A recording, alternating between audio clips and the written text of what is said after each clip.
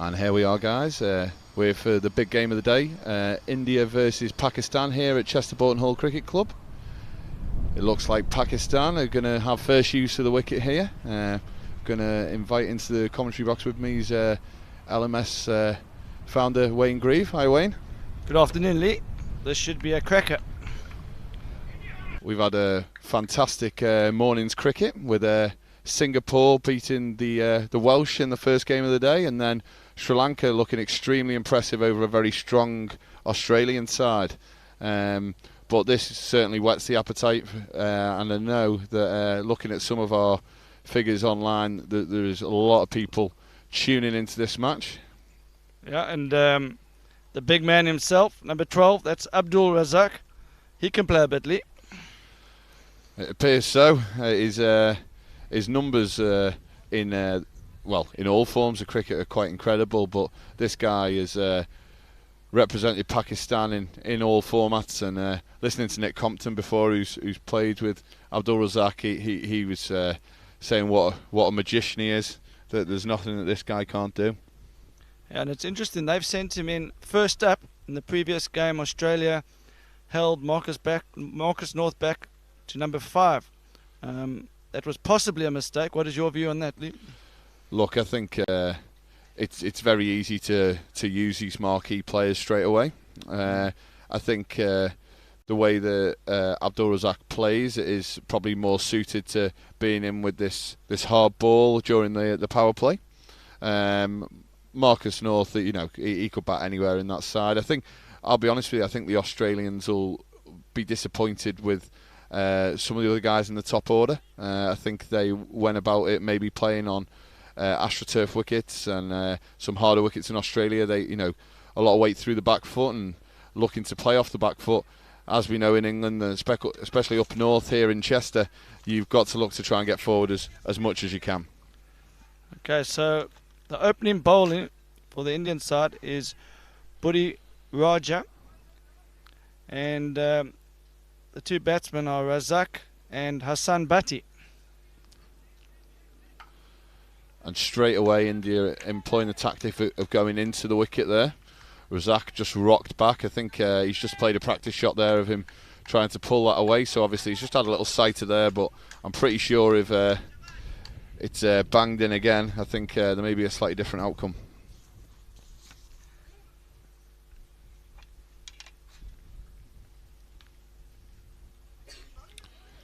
And that's a wide. Keeper did well there to make sure that didn't go for any more than the extra. So the crowd's just really ramped up in the main pavilion there. There's a real fantastic festival feel to the place today, and obviously with this being the main game. Ooh, that's the second wide of the over, so that's a penalty of 3. Getting a little bit of waist swing. He's just maybe going to need to start the ball a little bit straighter, maybe channeling it at leg stump.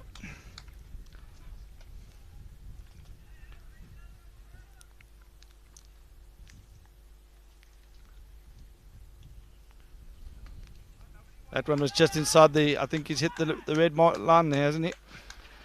Well, judging by, Razak isn't happy with the umpire there. Just making a very gentle gesture that maybe the umpires maybe let him get away with one there. I always think as a batsman it's always good to give the umpire a little glare if you're not overly happy. That's a better line. I reckon he's got to be looking for 2 here, but he's going to settle for the single. The bowler did awfully well there. I think the guy out at deep cover was just sat on his heels fractionally there, so the bowler made sure that there was definitely not a second run. So the skipper of the Indian side, Kohli, is the cousin of Rahul. He's making his way now down to third man for the left-hander. We're in the power play overs, which means you're allowed to set a 4-2 field. That's just the first 4 overs of the innings. So you would think he's going to be looking to bowl outside off stump here. You can't get too straight with this field. It's nice to see Pakistan going for the left-hand, right-hand combination. That must cause absolute chaos in LMS. Oh, that's the wrong line for that field. I think he's just struggling with the swing.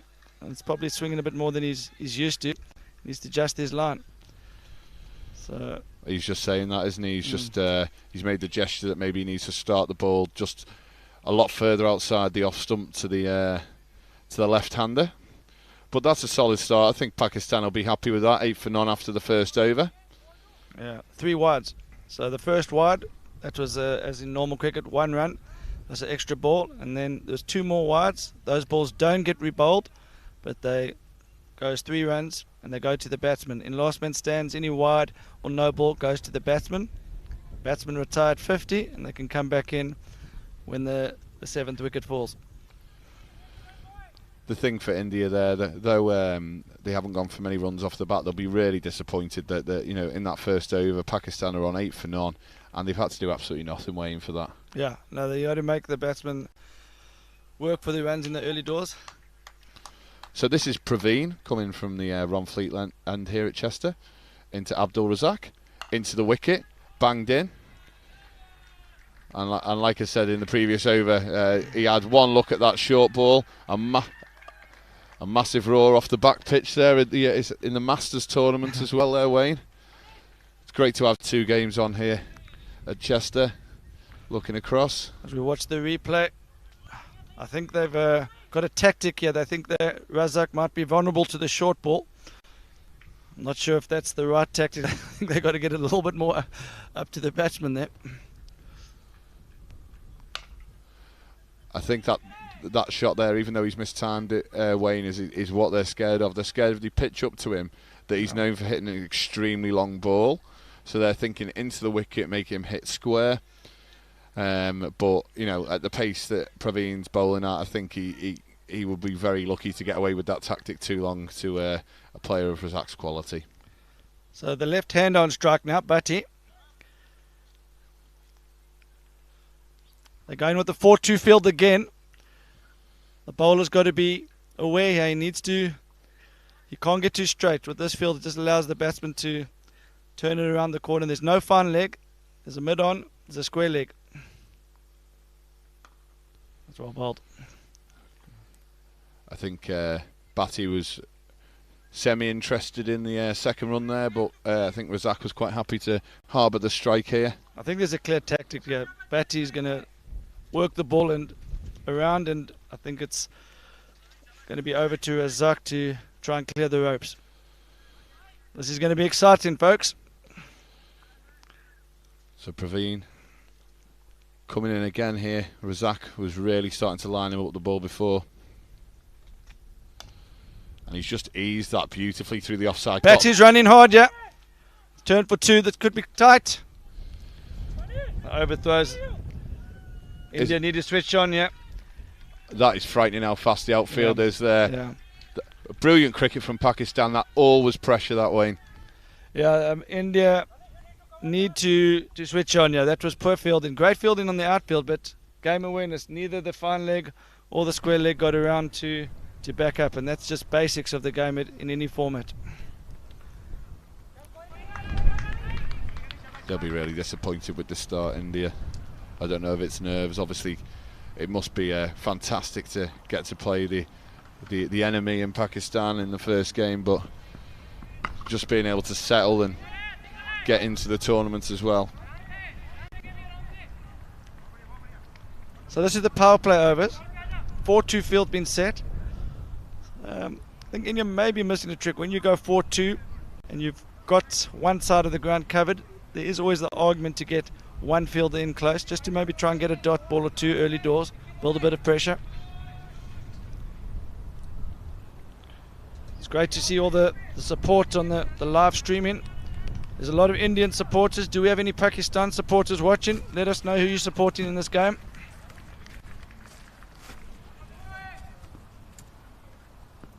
So LMS has obviously taken off all over the world, Wayne. Obviously with the Indians in the field now, whereabouts in India is it being played?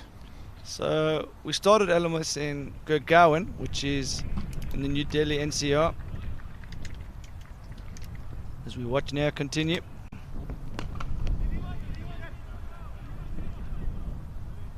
Yeah, so we started at LMS in Gurgaon. We've got leagues in Hyderabad, Bangalore, Chennai, Pune, Mumbai. LMS is in its early days in India, so the Indian players won't be as experienced as some of the other teams. LMS has been around for a bit longer in Pakistan, so you'll probably see the Indian team improve as the tournament goes on. I think they're going to learn from other teams. There's a lot of tactics in LMS cricket. Nice to hear that the franchises are being set up in very similar areas to the IPL, because I know obviously that tournament is massively popular all around the world. It's probably the premier T20 tournament. Be close. Yeah, you're right. We're looking for third. Yeah, we started obviously in the big cities, but there's another area called Coimbatore. To be honest, I hadn't even heard of Coimbatore before I went there, but it's what's known as a Tier 2 city. And Terence and Michael are doing a fantastic job with LMS in Coimbatore. Pakistan will be extremely happy with the start here at the moment. That's a lovely shot by Bhatti, just out towards that area down the corner by the well canal. Fielded out there. Good commitment there shown. That's better from India. A nice camaraderie as well. The guys just ran round from long off just to give him a little tap, saying that's exactly the sort of standard that we're looking for in this. And that sort of fielding as well can also inspire the bowler as well. It's been a really tough start for these Indian bowlers, and a good bit of fielding can, definitely give you something to work with as a bowler.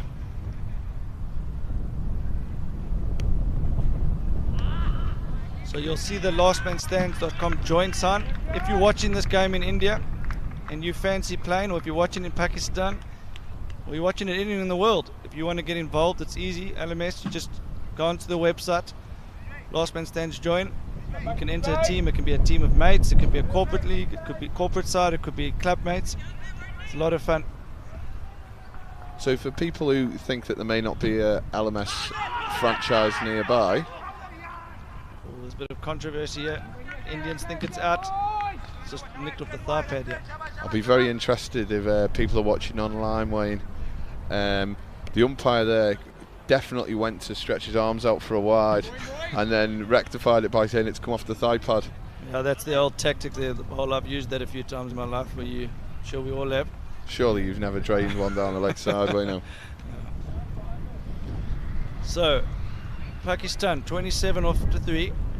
The great man himself, Razak at the crease, 18 off 11. So just going back, so for the guys that think that there may not be an LMS franchise in their area, and something that maybe they're interested in, you can see in that top corner, obviously we've got the lastmanstands.com/join there, but there's also, when it flicks around, the franchise as well. If you've got, if you're interested in maybe speaking to someone about a franchise, is that the best way to go about it? Oh, and that's gone long.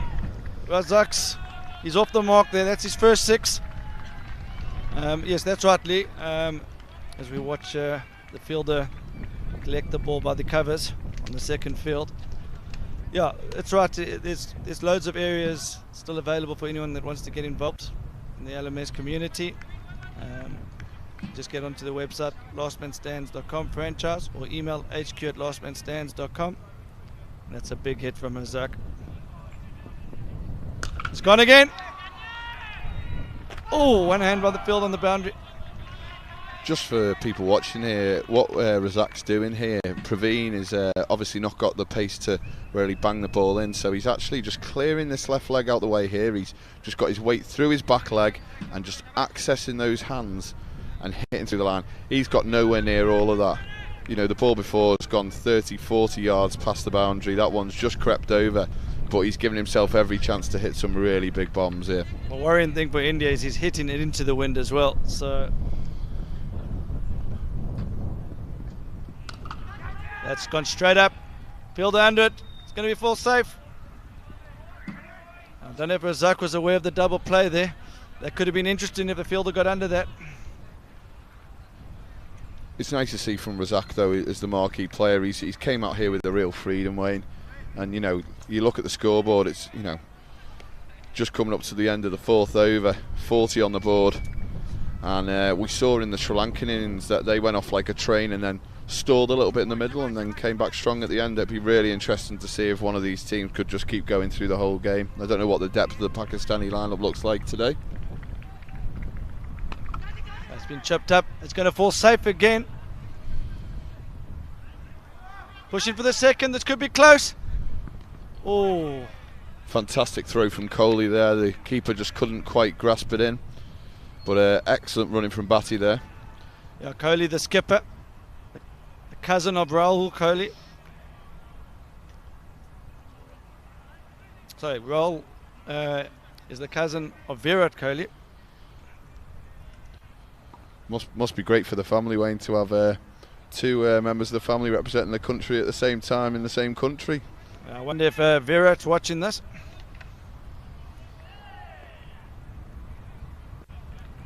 He didn't do too bad in the test, did he? It's edged away. So we're still in the power play overs here.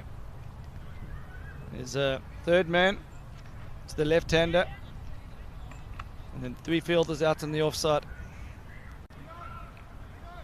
So you said that LMS has been maybe going a little bit longer in Pakistan. Do you want to give me a little bit of background into LMS Pakistan? Yeah, if you just look at the scorecard, I'll come to you on that question in a second. Razak 31 from 14. Batty just pushing the ball around, getting Razak on strike. Yeah, we've got leagues in Pakistan. We started about 4 years ago. Tamur and Asir doing a fantastic job, very passionate about cricket, and they've done a great job in getting all sectors of Pakistan community involved. We've got leagues in Lahore, Karachi, and they expand into other areas of the country all the time. And that must be great for you as a founder, Wayne, to see the brand and the game just evolve year after year. Oh, it's events like this where everyone comes together, and obviously the teams are going to be playing hard, but they also, the exciting thing about these events is a lot of friendships are made, you know. So obviously we've got Facebook, these games have been live streamed, but also the other aspect is a lot of guys become friends and you see new friendships being made, and it's a great chance at events like these for people to test how good they are. You know, you've got your local leagues, but this is a chance to see how good you are in the international stage.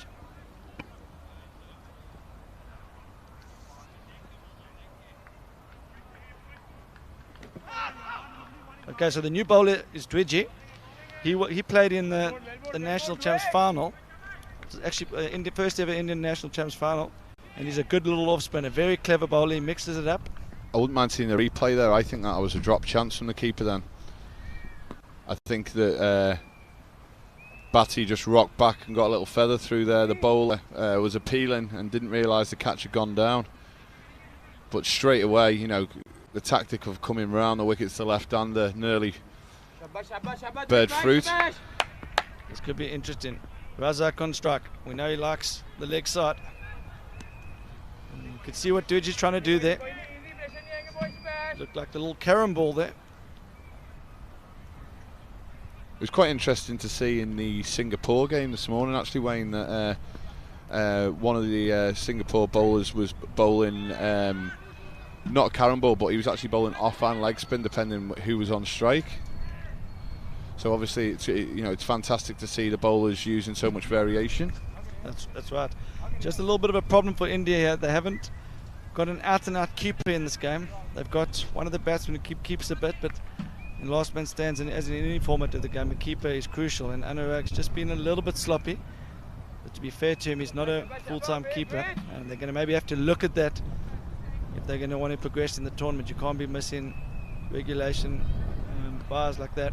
You can also tell he's maybe not a full-time keeper by the fact that he's just slid with his pad on and broke his pad straight away. So superb enthusiasm in the field from Anurag, but he's managed to damage his equipment there, and I'm sure he'll be looking for a replacement to that. But this has been a fantastic start for LMS Pakistan. 47 for none, just coming towards the end of the fifth over. It's a lovely bit of bowling again. Very impressive start this from Dwidji. It's a good combination. You've got the left-hander and the right-hander, but it's not just the fact that one's left-handed and one's right-handed. It's also the way they complement each other in the way they play. But he realises that Razak is here to get his team off to a quick start, and he's just feeding him the strike. And if there's a bad ball, he's put it away. Well, if we manage to keep this run rate going, Wayne, we'll be looking at 196. Now, we saw in the Sri Lanka game that they managed to defend 180, and I'll be honest, I thought they defended it relatively comfortably in the end. I think it maybe flattered Australia, maybe getting as close as they did. Well, that looks close. That looks close. The bowler's forgotten to, in all his appealing, he's forgotten to collect the ball.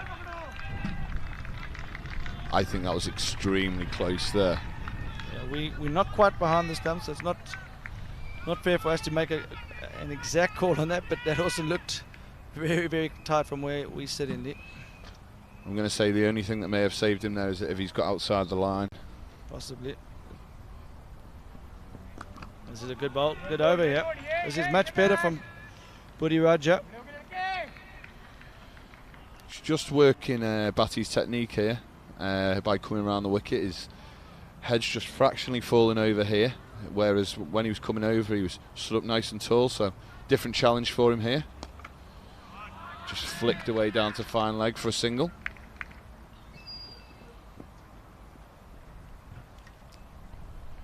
It's fair to say India are absolutely desperately needing a wicket here, just to stem the flow. Have a look at a different batsman. Especially for the fact that the Pakistan are hitting into the wind.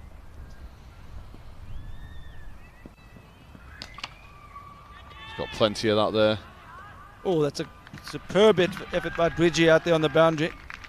He's a very good fielder. We watched him in the Indian national champs. He's committed. He gives everything. Very, very passionate cricketer as well. We've seen it on the international level and in first class cricket. We've seen Razak do this many times, where if you pitch it up to him and you're a fraction out, he's so destructive down the ground. Now that's a quality shot there. He just showed his class. Just opened the face. You'll see it on the replay there, just how at the very last minute he set his base beautifully and just manipulated the hands to take it through cover. He's hit that straight off middle stump as well. So for some of these LMS India bowlers, what would they be thinking now? Obviously, bowling to Abdul Razak in full flow. Get him to 50 as quickly as possible. When you get to 50, you have to retire. So I think they'll be looking forward to seeing him walking back to the pavilion. Hopefully out, but even if it's 50 not out, they'll try and build some dot balls against the new batsman. Got a chance to run out if he went straight away there at the non-striker's end. I've been really impressed with this off-spinner, Dwidji, in his start here. He looks like he's really testing Batty at the moment. Yep. These conditions, the wickets are getting drier as the day goes on, so you'd think that spin's going to become more and more into it. That's gone 30 metres back there from Razak. I'm afraid that's into the wind as well, Lee. I'd hate to see what he'd be doing if he's hitting in the opposite direction. Well, I really hope he retires before we swap ends, because I'm not sure that some of the home insurance policies will cover Razak if he's facing this way, because that was an absolute monster blow down the ground. Like I said, 20-30 metres over the rope, beautiful swing of the bat, and that takes him on to 47. So it'll be interesting to see if he just cruises to his 50 here, or I think he's more likely to try and send another one into orbit here. We've got a few people commenting on the live feed. Sumit Sir says, what is LMS? Sumit, please tell us where you're from. Presume you're in India or Pakistan. Tell us who you're supporting. LMS stands for Last Man Stands, and it's 8-a-side T20 cricket. Okay, he's going to push here. He's gone out into that long part of the ground there. I think Razak's disappointed there. He thought Batty maybe could come back, and he was also hoping to get to 49 so we could just have one more shot at maybe hitting a 4 or a 6 there, Wayne. So leaves Batty on strike here to Dwidge. That's gone straight up. Does Razak know about the double play? This could be a double play. Oh, that's a great effort from Dwidge. I think one of the fielders probably on the boundary should have taken responsibility coming in there. Never easy going over your shoulders, the bowler. That's one of those moments, Wayne, that in an 11-a-side game that would have been comfortable for someone just to walk around. And a bowler bowls a good ball like that in last man stand. It must be awfully frustrating. Yeah, with T20 and LMS, it's always a batter's game, but nothing wrong with that. Yeah, it's fair to say Razak had absolutely no interest there in getting an easy single. He's ended up with one, but by absolutely swinging himself off his feet out to deep square leg there. So it's interesting to look at the strike rate here. Batty, accomplished player, 16 from 16. And then Razak striking it at 222 into the wind. I think if it was downwind, it would have been 444. So we're looking so far, Pakistan going at 10 and over. 70 for an off 7. We're here at the LMS World Cup here at Chester Boughton Hall. It's been a fantastic day's cricket so far, with Singapore and Sri Lanka winning their games over Wales and Australia respectively. I tell you what, that wouldn't have been far away there at all. Yeah, the new bowler's Vaibhag Singh. That one looked to come out of the back of the hand. So watch this closely. Yeah. That could be our second ball into the canal today. Very much enjoyed by the supporters down there. A lot of the locals here at Chester really enjoying it. Well batted, Abdul Razak. The whole Pakistan, it's fantastic to see the whole Pakistan team on the feet there, Wayne. Obviously build up a very quick rapport with the franchise player. Yeah, Abdul Razak, he was at the welcome function last night. He looked a little bit nervous. He hasn't played LMS before. He didn't show any nerves there. Great knock. He's applauded by his teammates coming off. A few people local to Chester have come in to specifically watch Abdul today, and he hasn't let them down. So 24 balls with a strike rate of 229, 5 sixes, 3 fours. So he won't have took too much out for when he bowls later. Minimised his running between the wickets there. So it'll be interesting to see what Batty does now. Do you think he'll just keep letting them bat around him, or? Well, we'll probably get an inkling soon. The new batsman is Mohammed Ahmed. He looks like he's got long levers, so I presume he's going to try and keep the impetus going. And Batty makes sense if he just carried on playing the way he is. And that's better from Ahmed. So the leagues over in Pakistan, are they played on turf or are they played on AstroTurf? Played on turf. Played on turf. They're really good grounds. So I know some of the sides it take a little bit more time to adjust, but if they've been playing on the turf, hopefully this isn't going to be massively different, especially with this extremely dry British summer. Yeah, you'd think it's going to favour the teams with good spinners. Barbab started well, yeah. It's just maybe the odd one a little bit short. He needs to get it right up to the batsman. Ooh. Oh, that is unlucky. Very unlucky. And that's just come down to our commentary position. Well fielded, Lee. You've got to feel sorry for the bowler there. He's done everything right. Yeah, that was the arm ball. Should we give him credit? Should we call it the flipper? It's really nice to see a wrist spinner of quality on show. I know here at Chester we're very lucky to have Jack Williams as a leg spinner who had a successful day yesterday. Which end does he normally bowl from, yeah? I'll be honest, Jack will bowl at whatever end he can get on first. He's not fussy, but I know that he does tend to like to come from the end that we're sat here, which would be into the wind today, and use the slope. But with his 6 wickets yesterday, I think he's full of confidence, and I know he's hoping to turn out for Wales later in the week. Well, LMS Wales would love to have him. Quality leg spinner. As we watch Dwidge to continue. So Dwidge really, we watched him in the Indian national champs. Clever bowler, varies his pace. Not a big turn of the ball.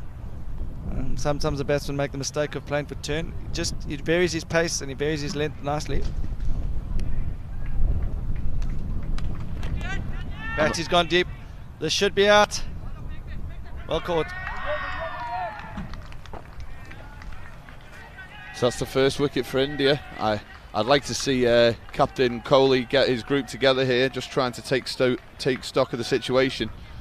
We saw in that game against Sri Lanka that, you know, if you can manage to rein in these middle overs, that you can certainly bring down that projected score, because at the moment Pakistan are looking at an absolute monster total. Yeah, the intensity levels of the Indian side are below some of the other teams we've seen in the field. So that's something I think that they're going to learn from. As we said earlier, LMS is a very new format in India, and the good sides are very good fielding sides. So you've seen a bit now already yourself, Lee. You'll realise that the teams that can field well, cut off the angles, it really can make a big difference to the end score. Well, the Pakistan support and players give Bhatti a warm applause. I think they appreciate which part he played in that partnership with Razak to get him off to such a good start. Yeah, and it's always he's got free license. When you've got Razak sitting there in the hat, 50 not out, I don't think fear of being bowled out comes into it. So what it really does is it allows every player to play with freedom. Obviously you're not looking to get out, but if you do happen to get out, then you know that you've got the security of Razak coming back in, and if he gets back in here in the second 10 heading downwind, the chairman of the Chester Boughton house could be coming under some real fire.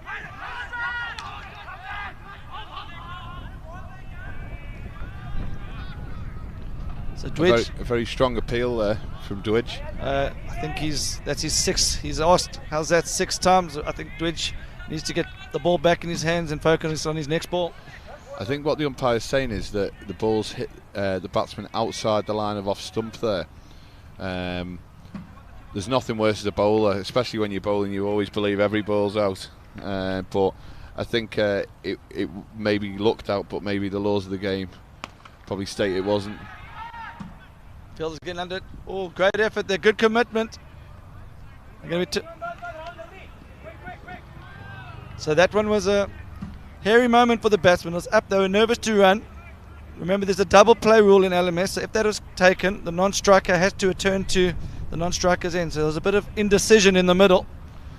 You're better off keeping the ball on the ground or hitting it over the ropes.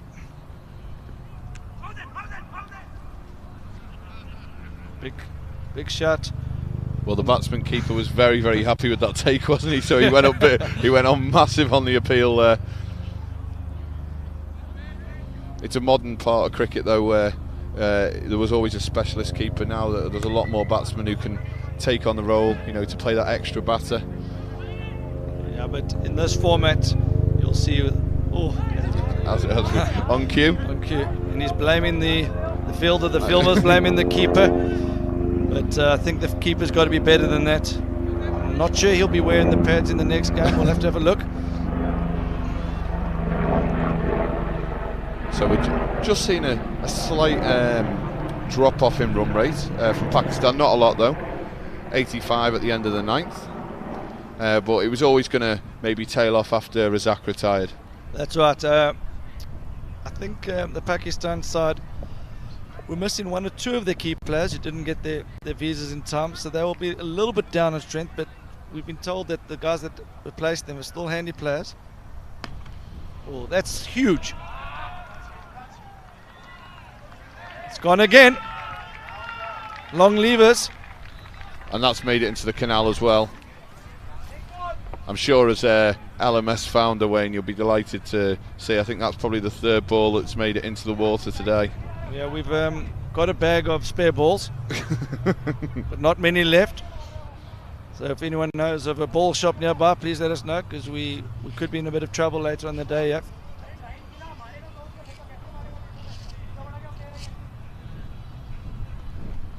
That was quite a lofty strike there. I think the fielder fancied it for a brief second and then watched it sail over his head.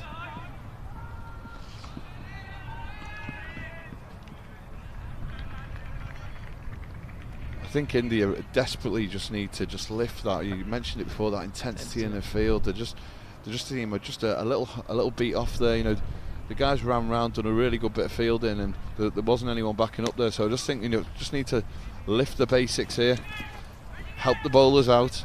It's certainly not a surface where a bowler's, licking his lips to be bowling on. I mean, Dwidge has been good. His intensity's been there. Just others need to have a look at him. He needs to get his troops going. It's pushed out onto the leg side. Just the one. Bowling pretty flat leg spin here. A few top spinners as well there. So good variation, keeping the batters honest here at this portion of the game. Still, the run rate up around the 10 and over mark.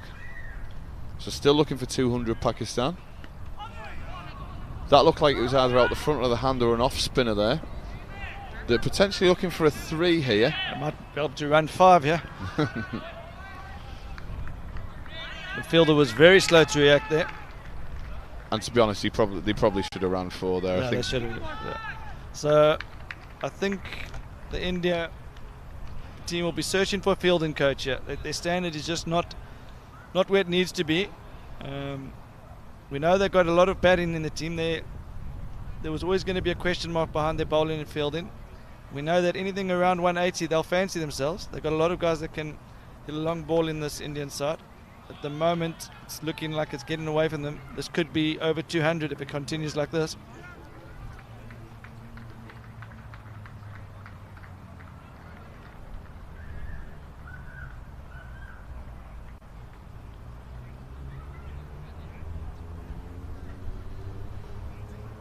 So Ahmed has done really well so far. He's 19 off 8. Altaf's came in and just got 3 off 4 so far, but you can sense that he's quite happy to give the strike to Ahmed at the moment, who's done a fantastic job hitting that massive 6 into the canal just a few balls earlier. And we've swapped ends now, so they're hitting down towards the slightly shorter boundary. The wind's just dropped a fraction here, looking at some of the bowling figures. It's going to be interesting to see how this game plays out from here. 100 up the first 10 into the wind. The captain, Rahul Kohli, taking the responsibility the first over after the change here. But Ahmed has came out in a distinctive red hat with a real intent to kick on, with a strike rate over 200 already. Yeah, continuing where Abdul Razak left off. Is that going to reach? I think he's going to be just short here. That's well taken. That's a fantastic catch. Kohli's claiming it.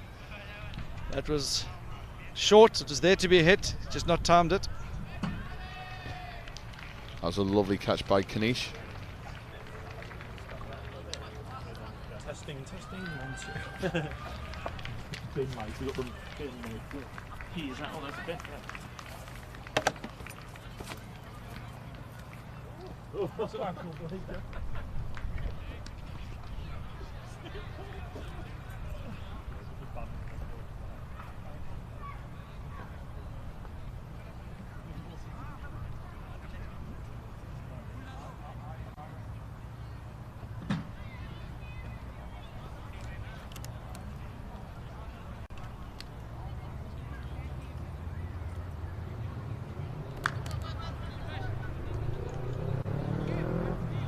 Guys, I'm going to be taking a break.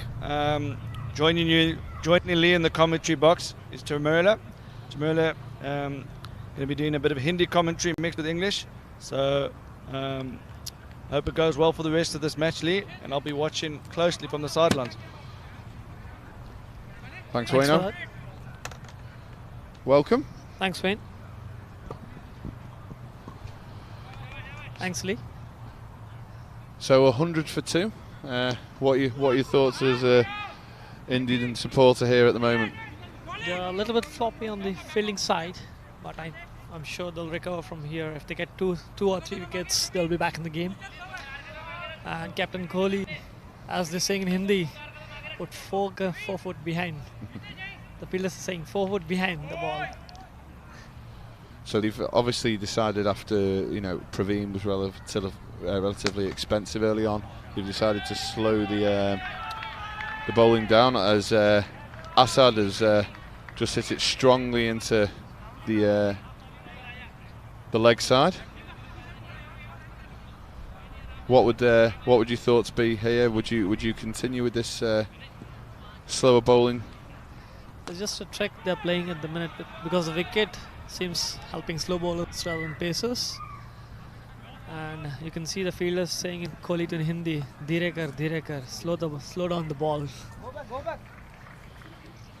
It's obviously such a massive game for the Indians. I bet they would have liked one game probably before this to get into the tournament. Yeah, I was talking to players before the match. They're saying, yes, this is a big one to start with.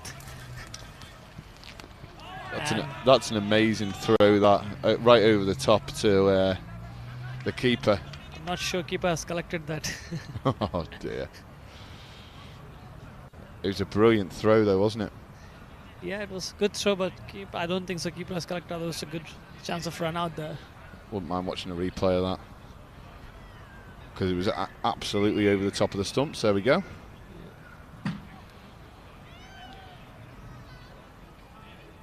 See, I was right there. You must have much better eyes than me. Thanks, Lee.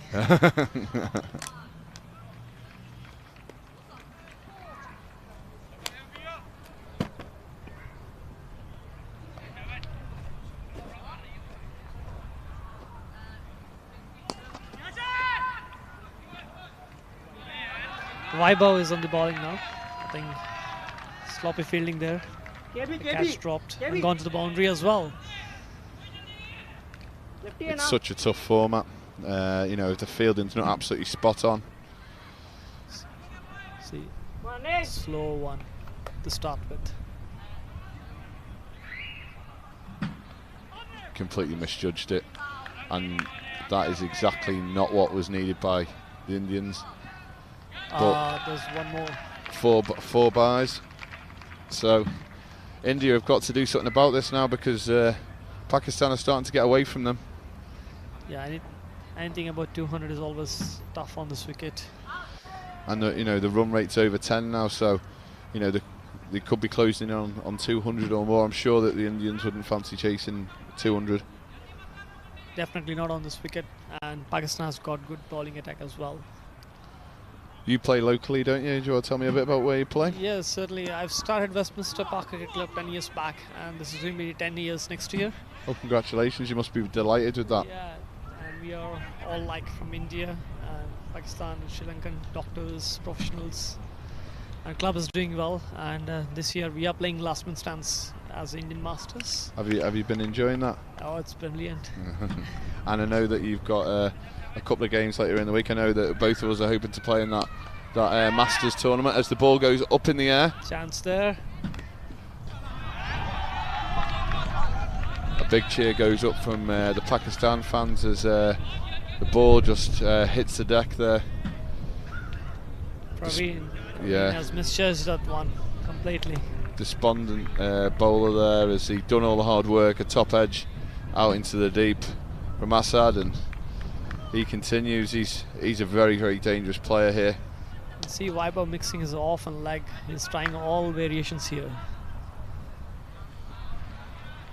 I think he's desperately just trying to find, you know, well, he found a solution, didn't he? He thought he got the wicket, and then there's nothing worse as a bowler.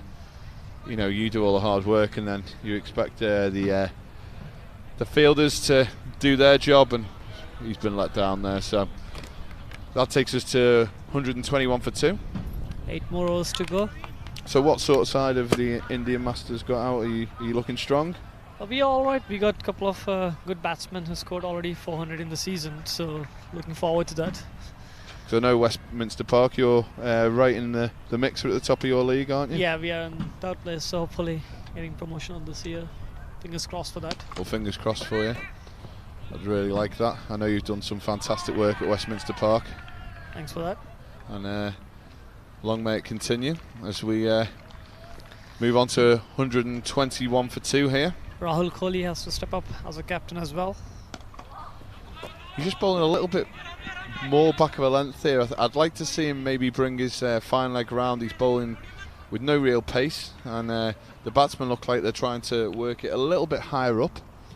So I think that the field could come up a lot squarer as he bowls a good ball there and no runs scored. That is absolutely correct. You can see he's mixing for right-handers, off-spin, and left-handers, slow medium pace. There's a chance. And spin to Oh no, it's been dropped again. I've got a funny feeling that some of these Indian players may be doing some fielding practice tonight, because certainly I think that's probably the third or fourth catch that's gone down. So they're creating the chances, but it's just giving the Pakistan batsmen a license to play whatever shots they want at the moment, because they're just not being punished at all. And you can see skipper Rahul is not happy with the fielder as well. Very tight call down the leg side there. Good take by the keeper. I'm sure some of the Indian supporters would love a wicket now. Definitely, they're waiting in the pavilion for a long time for a wicket. 3 drop catches after the last wicket. It's not ideal, but all I'd say is Captain Rahul Kohli here has only gone for, it's about 7 and over, yes, which in the context of things is very, very good. There's a message from the dugout saying that go for shots. We got a lot of batsmen waiting for that. They'll be saying in Hindi, chalo maro maro, time aa gaya. So just looking at the projected scores here, we're looking at 10 and overs 196. I think Pakistan will be looking nearer that 210 mark. Yeah, 210 or 224, because still they got 8 wickets in hand. So yeah, the Indians be having nightmares if they got 14 and over Bowling all the way in now. So you know, I think a couple of wickets now they can really stem the run flow. He's scoring there. Absolute right for that. That's a lovely bit of flight there from Singh, who goes into his 4th over. He's been extremely unlucky. He's none for 33 at the moment, but he's been the victim of some of the poor fielding. That's true. A little bit flatter there, little top spinner, goes out to deep mid wicket. Straight away he said do. That means 2 runs on the board. It's a fantastic insight, because obviously not being able to understand what some of the guys are saying there, but he's Pakistan-India match, any format. Oh wow! Certainly. I think that's one of the biggest sixes of the day from Assad. Yeah. Not quite making it into the canal. But after Razak stepping out and hitting retired, the run rate just dropped a fraction, but all of a sudden the Pakistanis have put their foot to the floor now, and all of a sudden it's starting to rain a couple of sixes. That's an easy one. Oh. As you can see, Vaibhav is a short man, so So what can we expect from the Indian batting? they got a strong batting lineup. So I was talking to them before the toss. They were saying 180 be easy to chase it down. So if it's 210, a little bit hard work for them. Yeah, a little bit less easy. No one backing up here, but a good throw into the keeper on the bounce, and that takes us to the end of the 14th over. So we've got Altaf 8 off 9, and Assad is 27 off 15. A little shout there from one of the Indian fielders saying that they've only got 15 minutes here to bowl 6 overs. Is there a time limit to how many overs you can? They have an hour and a half to finish T20 overs, so they're way behind. So by this time there should be only 4 overs left. So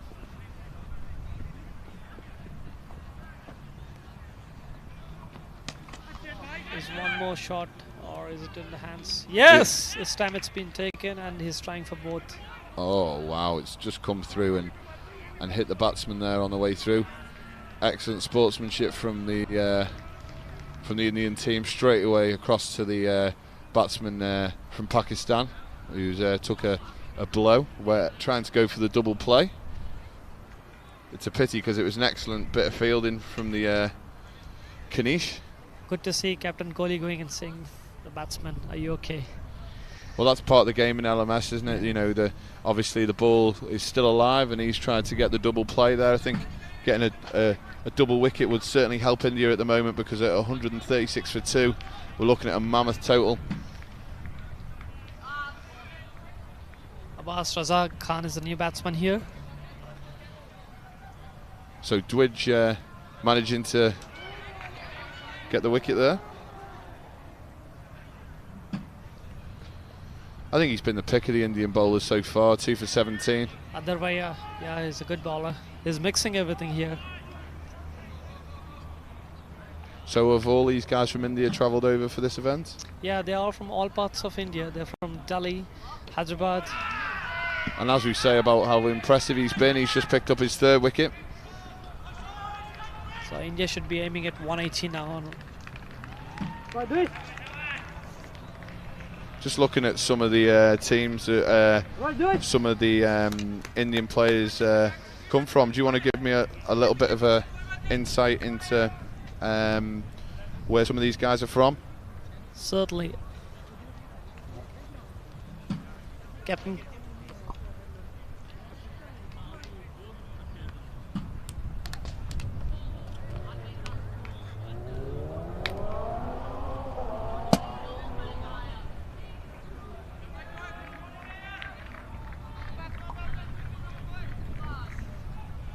Certainly, I can see Kohli is from the North India, Delhi, where Virat Kohli comes from.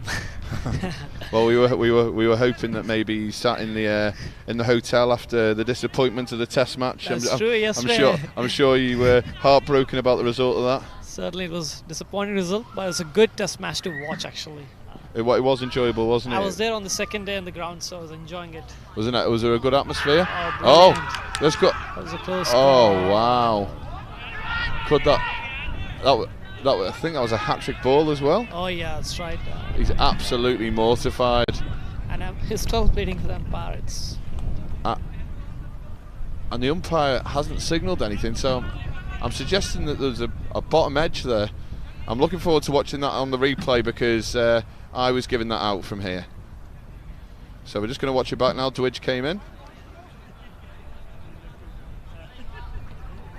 Oh, it's wow. Out. Wow. So that looked extremely close. Without Hawkeye, it's impossible to say whether that was going to go on and straight onto his stumps, but I'm feeling comfortable in my own eyesight there, and I feel like that looked like it was out. The bowler's already said the umpire before the ball in Hindi, saying that watch for the ball, it's going to be a bit. So Dwidge here, just coming to the end of his final over, 3 for 17.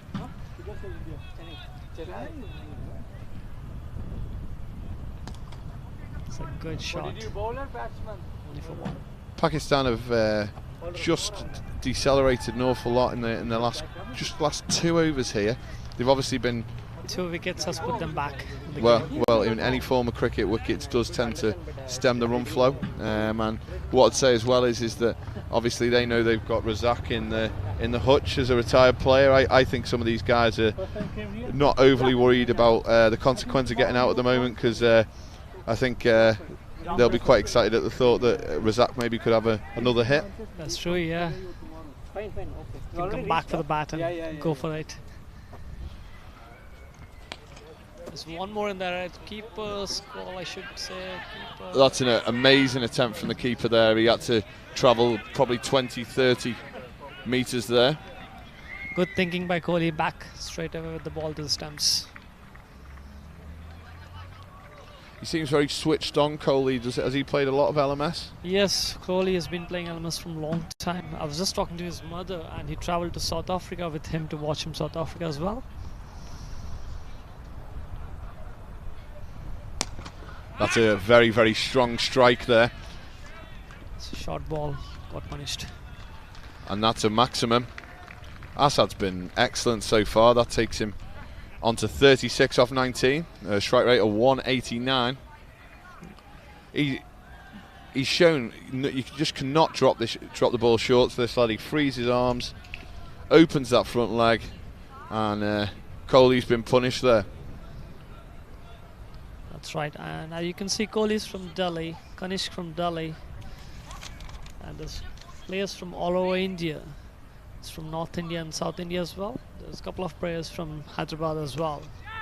Is there much of a rivalry between the north and the south of India? Yeah, like here we got North Jones, South Jones, same there as well. We got, like you got Essex, Lancashire and Yorkshire games. We have the same format in India as well. We got North India and South India.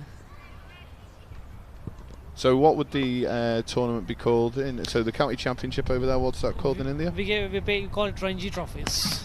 And you can see Mumbai is one of the strongest team in Ranji trophies. Mumbai is very famous for Tendulkar, isn't it? That's where he's born from.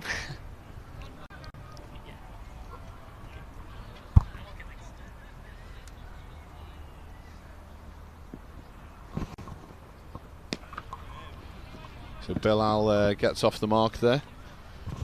A number of left-handers in the Pakistani ranks. I heard when Bilal was standing there saying that he's waiting for his opportunity from a long time.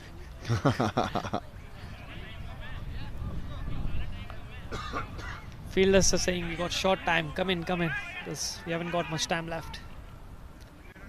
Is it 1 hour short if you don't fill in time?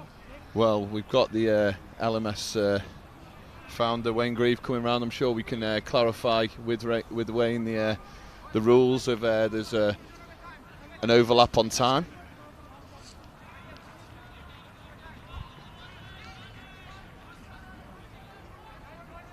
Just going to pull Wayne in just to explain there, because I think that's a very, very good point. You know, with 4 overs to go, India are very, very short on time here. I'm just going to pass you over to Wayne just to explain the rules for us.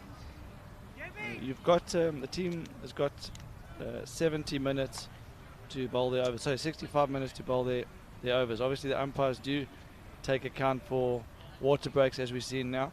So they probably had a few water breaks. I think they're probably 2-3 minutes behind, so they're going to have to speed up their over ratio. There's a chance they're going to be penalised, but I think the umpires have got this in hand. But yeah, in last man stands, you've got 65 minutes to bowl your 20 overs. Thanks for that insight, Wayne.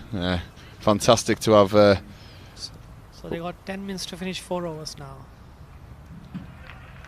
So the only thing that we do need to take into account, if this was a game where we were bowling from alternate ends, then it would make a massive difference trying to get the fielders in position. So really, it's just about the bowlers getting into position quickly, as that's another boundary from Asad. He's been absolutely superb so far. After Abdul Razak's early onslaught, he's came in and really carried the mantle on here and keeping Pakistan moving towards that 190-200 mark. Praveen's just found a dot there as Asad just backed away to the leg side to create room to carve through the offside. I'm sure Asad needs another 5 runs for his half century. I'll be honest, I think with the amount of overs left, I don't think he's bothered about it. I think he just wants to hit every ball as far as he can at the moment. But he's called too early there. A lovely bit of fielding.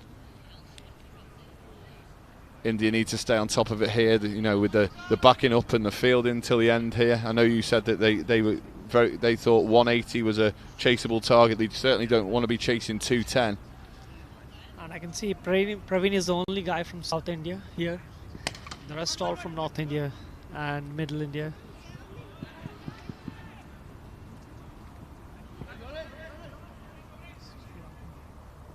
So just pushed away down towards long on, and that's another 2 runs.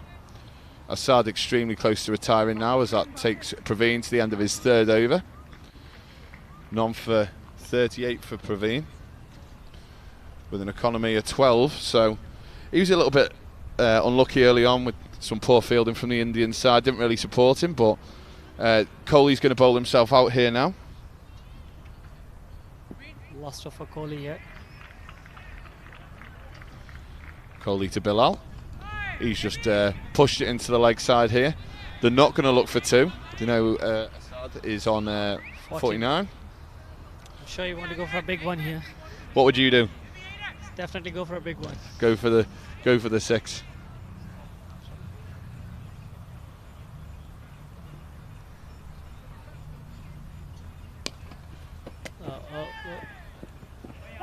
The last thing you want here.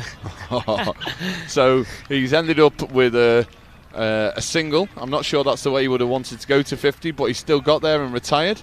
Coley did all the hard work there. He must have ran 10 yards to get there, and then he's put the chance down. As a batsman, last thing, same for Kohli as well. He should have taken it and sent him in 49. And see, Pakistan-India matches always go like that only. Always full of drama. So you must feel a little bit more comfortable now as an India fan. Yeah. Obviously, this brings in Shahbaz Khan. That's a very good spinner, Shahbaz Khan. I was talking to them as well. Really nice applause from an ever-growing crowd for that 50 there as he comes off, as the ball gets miscued down to long off. Now in this position here is with Razak. Is it Razak next man in now? Yeah, no, Shahbaz Khan was the next one. No, After this Razak or they can. So would these two batsmen now just be looking to be as aggressive as possible, knowing that they've got Razak and they've got Assad to come back in? Certainly they'll go for every ball from now onwards. You can see Kohli is not giving any chance there. He's bowling slow mixes there. It's quite interesting to see an off-spinner bowl over the wicket to the left-hander, looking to bowl into the heel of the batsman, trying to cut out any shots towards the offside. But if you drop it that short, it doesn't really matter what sort of field you've got, because I think Bilal fancied that as he takes his score on to 8 off 6 balls. That's a good strike actually.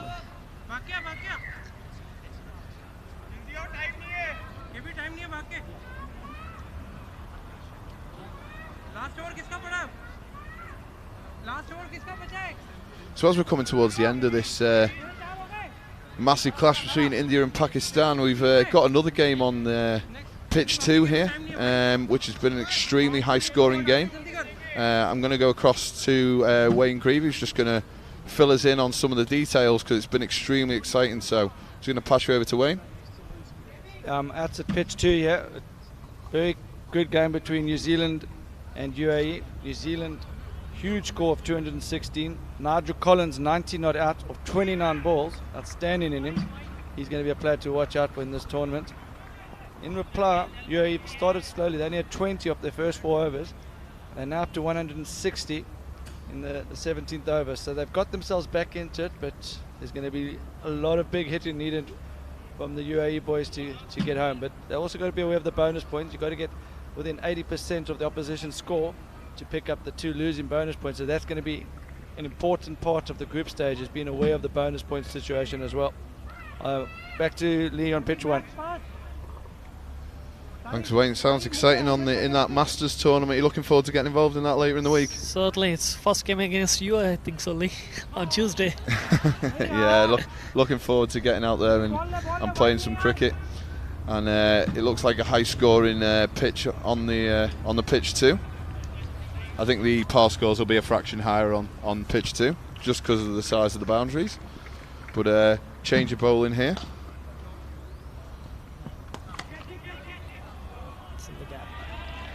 As a left-hander myself, that is a shot that I really enjoy watching. He's just opened that front leg fractionally. His hands have come through and carved the ball beautifully through extra for a 1 bounce 4. Watching and playing both, I think so. Another good shot here out to fine leg. They've got to go for 2 shortly, and they have. They've come back. They were encouraged by their teammates there to definitely take the second one.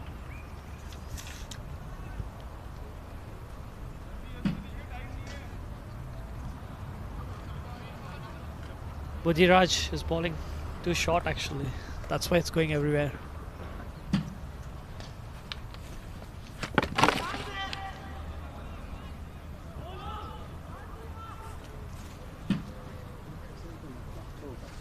So just to reiterate now, obviously these 2 players are doing their absolute best to get Pakistan up to 190, 195. Obviously earlier on when it was raining 6s with Razak and then Assad, they were looking up and we were talking about 200, 220 maybe.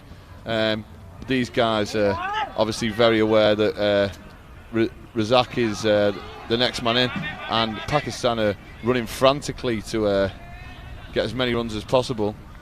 But you know, they know that they've got two monster hitters in the shed here. Will India be happy with singles and not seeing those guys? It's a tough situation because you always want to take a wicket. I'm sure India doesn't want Razak to come back and bat again. That's for sure. That's a lovely shot down the ground. It's very quick down here. The fielder's running round. Fantastic piece of fielding there. Both guys moved awfully quickly. That's a good running. Just Taken 3 runs for that. Just a little insight there from the Indian keeper. He didn't seem to throw that with any great venom. I think that maybe go into what you were saying about knowing that you've got Razak and Assad waiting to come in next. A little bit of tactics there. I'm sure they're thinking the same way as well.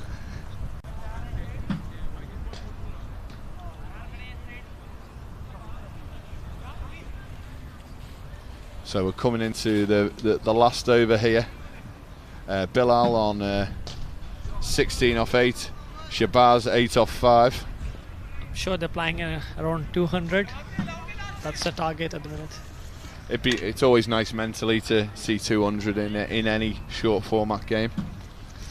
And this is a massive ask for Praveen. He's been a little bit expensive in his first 3 overs. Obviously he had to bowl in the power play as well. And obviously you have the home run opportunity, the opportunity to hit a 12. That's true, yeah. The last ball. And that's a good start from Praveen. Slower ball this time. I definitely think it'll be the first time that there would have been a 12 scored at Chester Boughton Hall. Doesn't matter. I know we've got some fine players here, the likes of Warren Goodwin and Rick Moore, who've played a lot of cricket for Cheshire, but I know that they've certainly not hit a 12. Sure, if they get a chance, they're allowed to hit it. Warren Goodwin, one of 2 players who've hit it over the flats here. That's a good ball. Now So it's Razak back again. So they had absolutely no interest in running out the guy at the striker's end, but they were happy to take the guy at what ended up being the non-striker's end. But that was a nice little cameo there by Bilal Afzal. 17 off 10, and that brings back marquee player Abdul Razak for the final 2 balls. So I think what would the tactics be here? Would Shabazz look for a single here and give Razak the chance to go for the 12? Certainly he'll go for that. A single or a bye, he'll run for everything.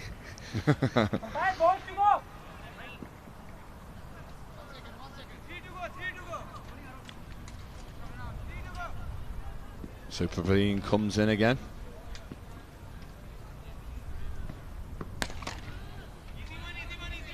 As expected.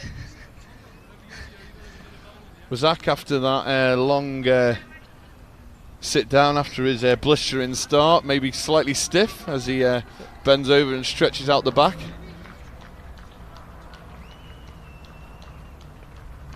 The knee. 2 left in this final over. I'll be very, very surprised if we see Razak at 12. Yeah, at the non-striker's end for this final ball. I think these are going to be 2 massive attempts for 6s. Oh, I don't think the non-striker realised that he had a very, very little interest in running whatever. But this is the chance for a 12 now. Good bowling by Praveen last over. It's a brilliant over. It is a fantastic over from Praveen. He came back beautifully here in that final over. That's and there it is, the first ever 12 here at Chester Boughton Hall. That's been caught by the pavilion. It's a crowd catch here at Chester. That looks like Joe Caloran, a local resident there, an international table tennis player, has took the catch. He was also swimming in the local canal where there's been a few 6s lately, just the other day. So that was a fantastic end, and what an innings by Abdul Razak. 67 off 26 balls, a strike rate of 256, and that brings the end to the Indian innings. That's brilliant. I got 200, so India has to start brilliantly here. Yeah, I can see from your face as a India fan sat here with the full strip on here that you were gritted teeth enjoying that 12 there. So the Indian players just gather in the middle of the Chester Boughton Hall Square. I'm not sure how happy they are with that score to chase. What are your thoughts? Initially they got 180, so they were 200. Not pretty happy. They have to bat carefully, 20 overs, stay there and finish the game off. So just looking at the batting card here, obviously we spoke about Razak, 67 off 26 balls. Batty played a really important part in that opening partnership of 70 runs with Razak just moving the ball around beautifully. Ahmed came in with a blistering 19 off 9, and then you looked at Asad, who came in with 50 off 26. He probably should have been out for 50. 49. Yeah, dropped by Captain Kohli after doing all the hard work for getting there. But look, 201 for 5, and an exciting second half here. You know, there's a real festive feel outside the clubhouse. You can see that the Pakistani players are extremely happy with their score, and I'm intrigued to know whether India have got enough batting to chase that down. India got a long batting order, so they should be pretty happy with the score as well. They should start brilliantly. So I'm sure all the people watching over in India and Pakistan will be back for the second half here. You can see already on Facebook there are around 4K people watching it, so really, that's good. Well, you know, it's certainly exciting stuff. It's fantastic. This is here. one game I was watching all the matches live from this morning. I saw Singapore game. There was 145 views it started with and finished with 600, and Australia Sri Lanka 900, and this game it started with 4,000 people already. So I'm not sure how many are watching it right now. Well, that's fantastic to have that many people tuning in and being here as a Chester Boughton Hall member. It's fantastic for us to be able to be all over the world, and I know that all our members are very excited. There's quite a few of them down here watching already. I love this ground. Both my girls get trained here, so, and I know Lee from last 6 years. So, well, look, and I know that a lot of young players and people from all over Chester and the Northwest are going to be coming down throughout the week to take in this last man standing event. But what we're going to do is we're just going to have a small break until the second half. Massive thank you. Thanks, Lee. Thank you. you. I'm sure I'll see you later in the week. Cheers, certainly. Cheers, thank you. Yeah.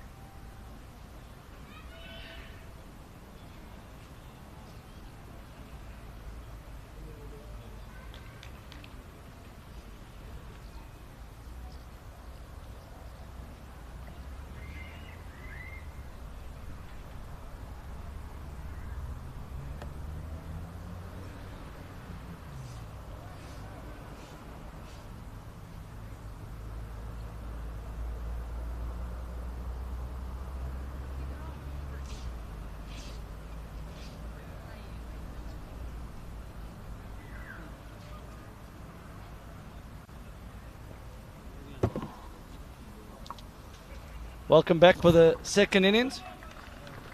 Pakistan put a mammoth 201 on the board.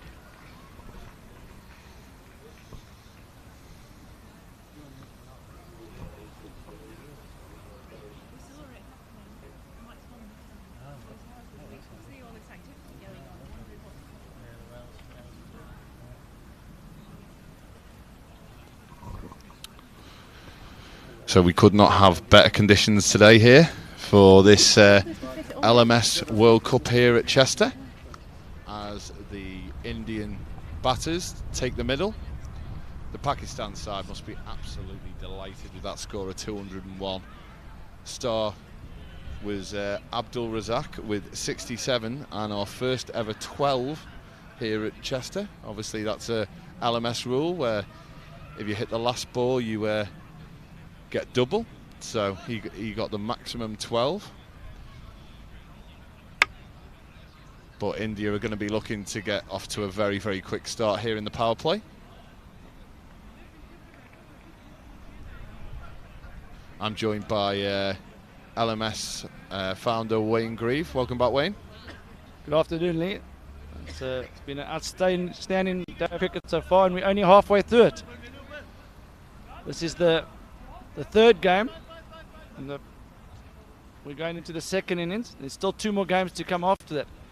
The great Shiv Chanderpaul is playing in the next game for the USA side against a strong South Africa side. The USA side is very good themselves, so that's going to prove to be one of the highlights of the day, watching Shiv making his LMS debut. For India, we've got Kohli at the crease. He's the cousin of Virat Kohli, and he's joined by Ganesh. They got to go hard in this first 10. They head into the shorter boundary straight, and they're chasing a mammoth 200. And they've also got to try and overcome 4 overs of Abdul Razak. So it's Batty who's going to take the new ball here. They've gone pace off early on. Straight away out towards Razak at the long on boundary. It definitely looked a really good time to bat early on, didn't it, Wayne, with the ball nice and hard. So it'll be interesting to see how India approach this. Pakistan gone pace off straight away with the new ball. It's drifting down leg, first wide of the innings. I must admit, I do enjoy this tactic, Wayne, early on, of maybe getting a quick over out of a spinner. With the hard new ball, it's skidding on. Yeah, but you get the natural variation. Just at the deck, the odd one's going to keep low, the one might turn. This is the third game that's been played on this wicket, so naturally it's going to break up. Well, I know the groundsman here works extremely hard on the wickets, and he'll be out there as the days go on, ensuring that the batsman can still enjoy playing as much free-flowing cricket as possible. Yeah, we're very lucky here in this tournament. Superb facilities at Chester Boughton Hall Cricket Club. For those of you who don't know, this tournament's been played at Chester Boughton Hall. All 30 group games are staged at this prestigious club. There's 2 pitches here, 23 of the games on the main pitch and 7 of the group games on the back pitch. All the games on the main field are live streamed. So India have just eased into this innings here. I think it's quite a clever move using Batty this early, making India force the game straight away here. So there's no pace to work with. So they're going to have to take all the risk in this first over. Stabbed away down to third man. They've got to run the first one hard. Oh. Good left boot. Underused fielding technique, I find sometimes, the boot. It seems to have come out the modern game.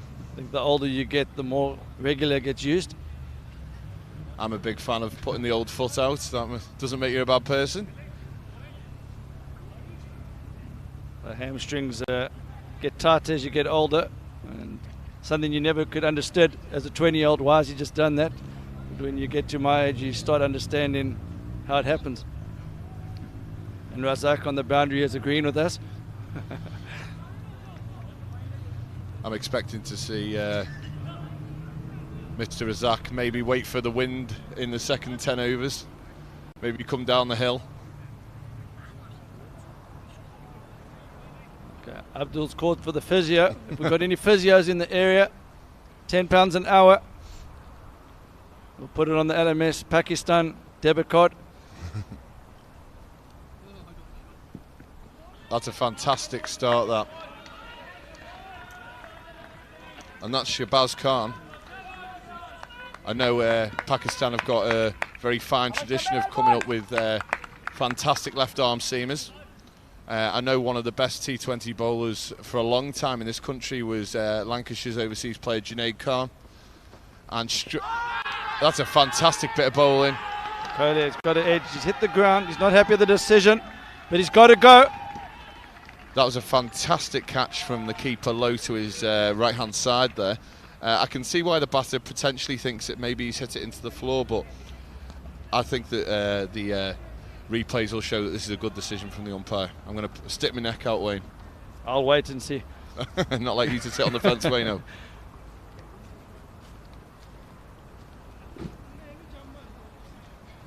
Oh, he's hit the cover of it.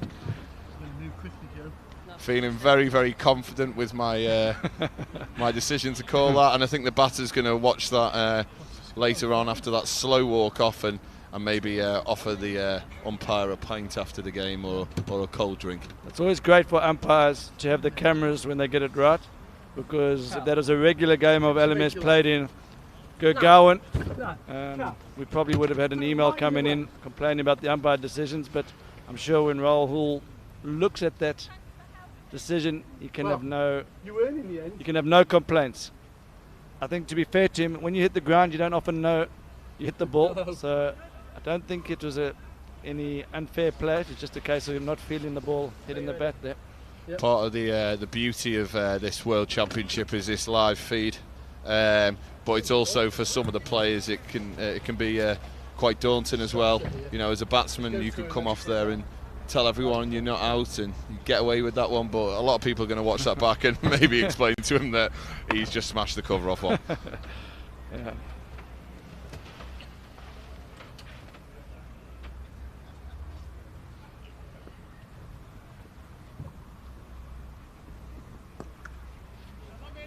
So that two left-arm bowlers, yeah, one taking the pace off it, and one of them a little bit quicker, obviously coming off the long run, but both of them are finding the area, something that the Indians didn't do when they started.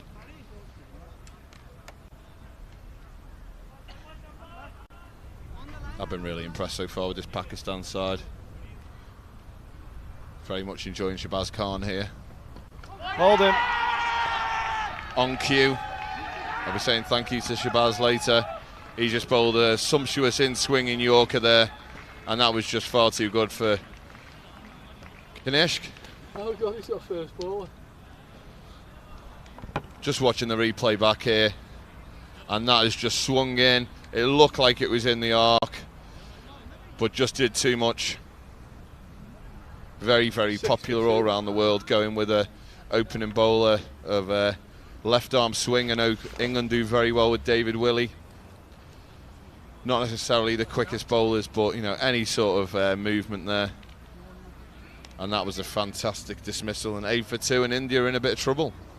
Yeah, they've got scoreboard pressure. The last thing they needed, chasing a score with 200, is to lose 2 wickets inside the first 2 overs. They're on the back foot, yeah, and they're going to need something special. They're going to need someone to make a name for themselves, yeah.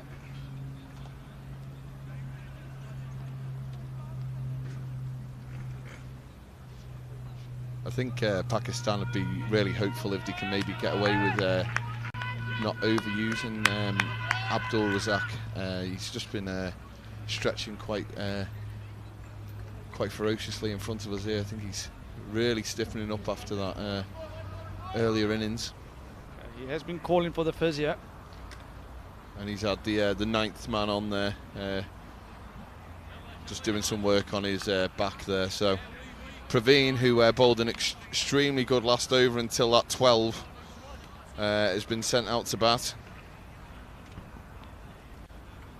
And this has been super impressive from Shabazz Khan.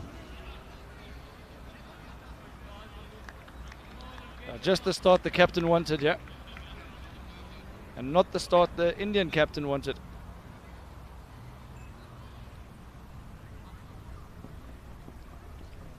So final ball of Shabazz Khan's over, and he comes.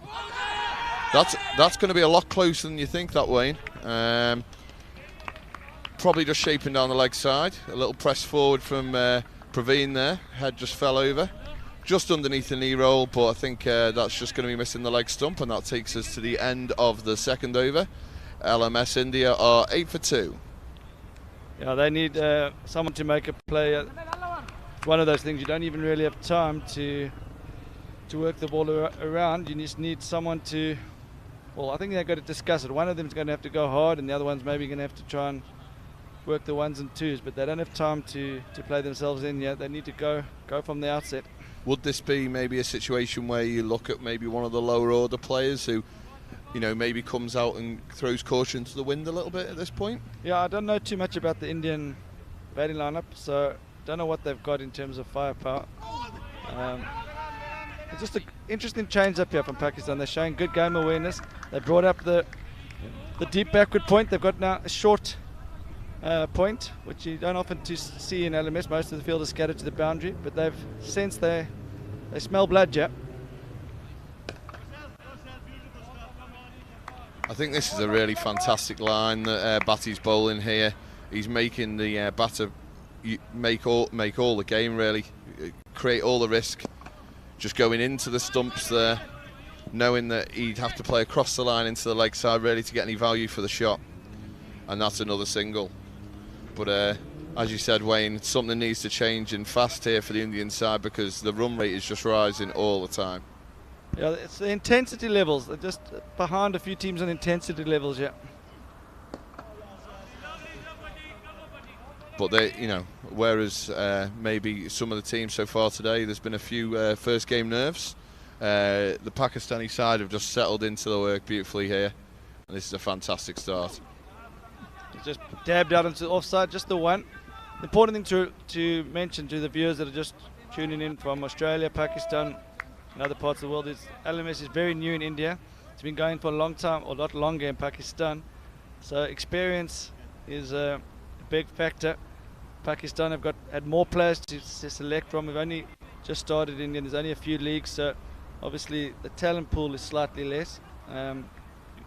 Hard to think with a nation of 1 billion people, but the players have to come from the local leagues. So I think as this tournament goes on, you're going to see India improve. They're going to learn from this. I think they struggled. They played a keeper who's not necessarily their first choice keeper. They went for the batting keeper. And I think they're going to have to reassess that for the next match. But you never know. It just takes one guy to come off here. That's going to be no ball. Could that get them going yet? It's going to be a free hit. Well, but actually here he has the opportunity to really open the shoulders here. Where would you be going, Ali? Free hit?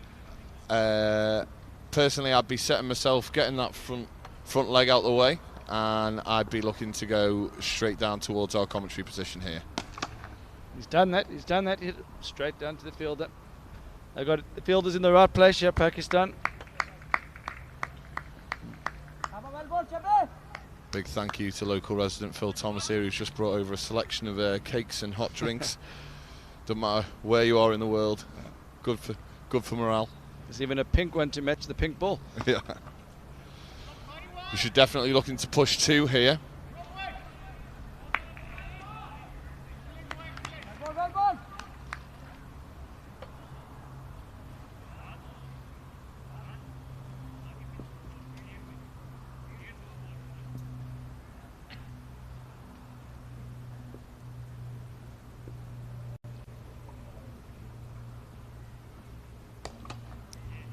That's a strong shot out into the leg side there, and that way in one frame shows the difference there so far in this match. That would have been 4 earlier in the day. I think I say we don't want to be too harsh on the Indian guys, but also got to be honest. There's no point us saying they fielded well, they didn't. So they're going to have to look at it themselves and say that they could be making some improvements for the next game. I just think Pakistan at the moment look like a team that are going to cause a lot. That's a great shot. A lot of teams, a lot of problems. So very well played there by Praveen. It's definitely a situation for India where they just need to find a way of getting themselves going here, and whether it's that shot from Praveen or whether it's Akshik, you know, really kicking on and playing some bigger shots, something's got to give really. But the Pakistan side, obviously Sri Lanka were very impressive earlier in the day. Yeah, they were very impressive. The New Zealand side very impressive on the back pitch there. Raining sixes there. Good change up, well adjusted by Praveen. And obviously we're keeping our eye out for player of the day here. There's been some fantastic individual performances as the day's gone on. In the Singapore-Wales game, the captain of Singapore, Manpreet Singh, was absolutely outstanding with wickets and runs. The player of the day so far in my view is probably the third or fourth ball of the whole match. Great catch on the boundary. Juggled it just inside the ropes. Had 2 or 3 attempts at it, but made sure he didn't stand over the ropes with the ball in his hand, and eventually tossed it up and caught it cleanly. Well, I saw that catch on the LMS Twitter page, which has been retweeted quite a few times. If you want to catch that catch, just check on the LMS Twitter. Give us a follow. And don't miss a single moment of this World Cup tournament this week. Oh, straight. Almost caught by his non-striker there. He's put that one down. I feel for the batter there because he just needed something to get himself going there, and arguably that probably would have been 4. Yeah, they need to have a bit of luck, but you make your own luck. I think just need to have a bit of belief here.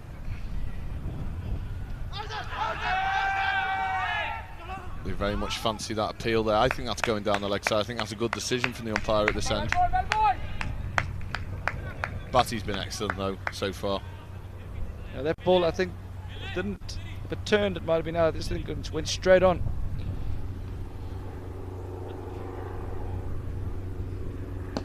That's a great shot. Really good shot here by Asket. We spoke about this a couple of times today, Wayne, the fact that some of the batters may be just over-forcing it, and there's an example there of just someone who's just lent on the ball and got full value for his shot there. Yeah, it's always difficult when you're going needing 10 and over, but you want to be positive, but you still want to keep your shape, especially on a wicket that's starting to hold up a little bit at times.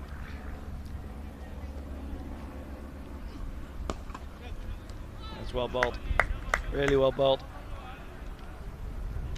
This Pakistan outfit are looking like one of the teams to watch out for. Yeah, impressive start. And the next game is going to be an interesting one. You're going to see South Africa taking on USA. South Africa already doing their warm-ups on the back pitch. One of the better fielding teams in the tournament. So for those teams that are playing last man stands and want to see some of the fielding tactics and the standards of fielding that are required to make to this level, you could have a good look as we watch Abdul Razak. Don't know how you'd explain that, Lee. Could you explain what's going on there? I'd probably say he's being stood on by the 9th man to try and loosen up some of the muscles there. Obviously worked very hard in that first innings, so he's obviously trying to get himself in the best possible shape to have a bowl. Pushed away by Praveen. Not running the first one hard.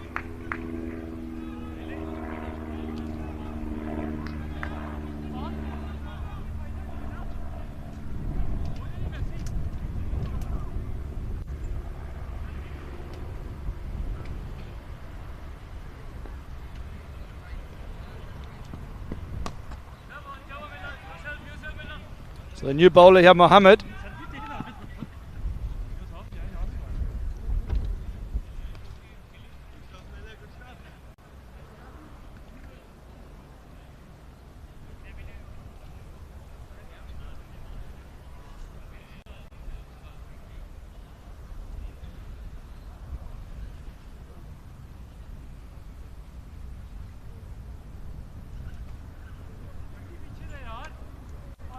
Pravin looks technically correct. Good technique.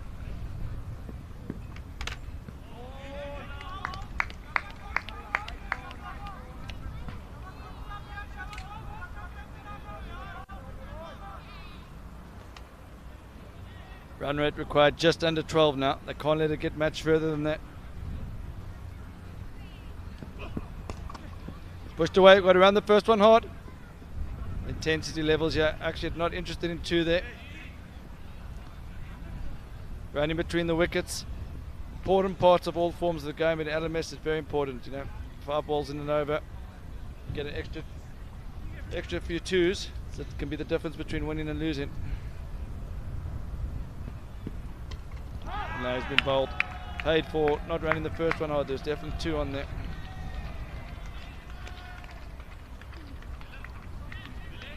Mohammed Ahmed there with this distinctive red hat there. He has just ran through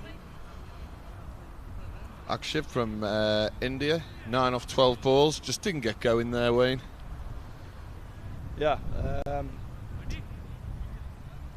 new batsman coming in. He's got a bit of ability. He's from the Gurgaon League. I think this is Vibhav.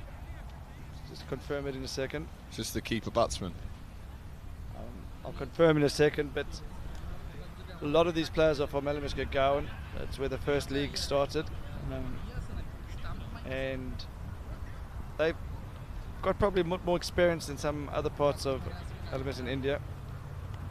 But they're still relatively new to the format, as I was saying earlier, so they're going to have to watch what other teams do, and they just feel the main thing they're going to learn from is the running between the wicket and the fielding is a huge, crucial part of this game. The beauty of this tournament, with it being a round robin though, Wayne, you know, they're going to have the opportunity to rectify some mistakes in later games, and you know, and I think that's going to be a key part, you know, teams learning from other sides. For sure.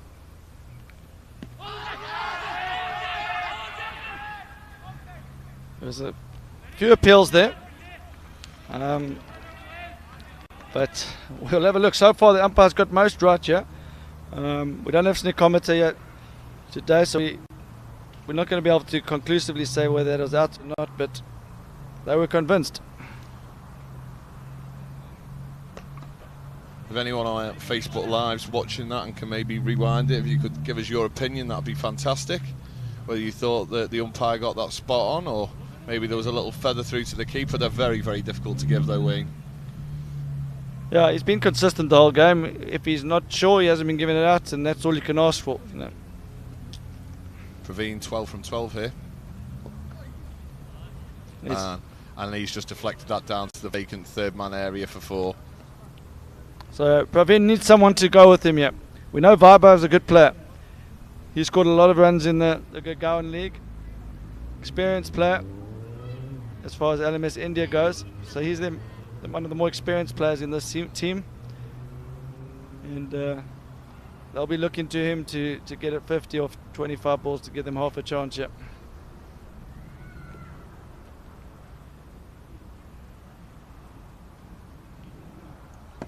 Bass comes in again. Just forced down the ground. Again, not pushing the first one hard.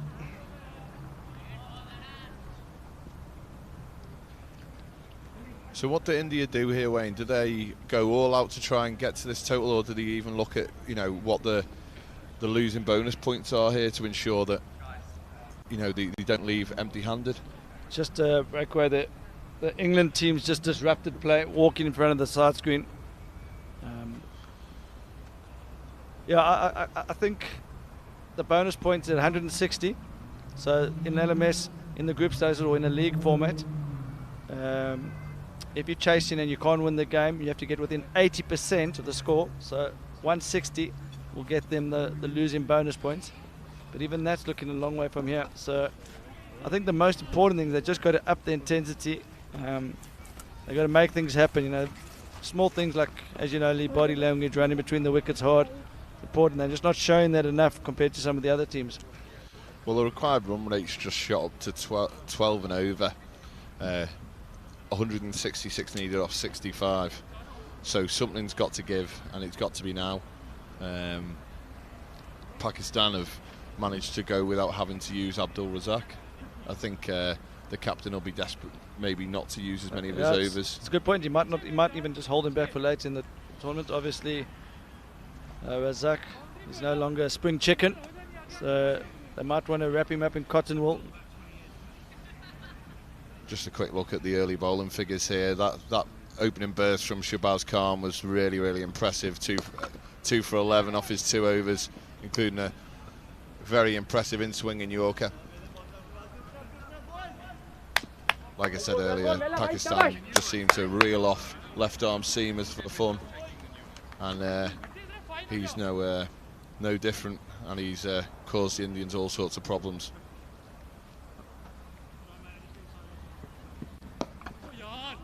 Played square the wicket.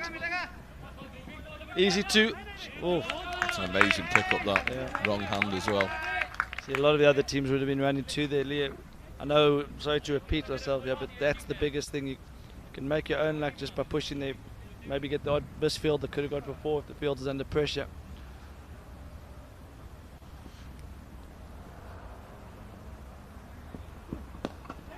Push in the offside. No run. I really do think this Indian side will come on a lot just for this game, Wayne. Yeah. You know, and it's almost a pity that that this fixtures came around this early for them, because I know it obviously means an awful lot, but to have this sort of derby on the first day of the World Cup as well is just fantastic. I'm sure many people in both countries have enjoyed taking this game in. Yeah, I think obviously India. Oh, that's played away for 4. So Pravin showing a bit of fight check. Good from Pravin. Obviously India will be disappointed with where the game is at the moment. One would think it's going to take some heroics from someone to get them with even half a chance, but they just got to keep playing right till the end. As I said earlier, 160 has got to be their target from here. The 160 will secure them the losing bonus points, and in a group stage where the top three in the group of 6 go to the knockout stages, it's important to keep yourself within a chance early in the format.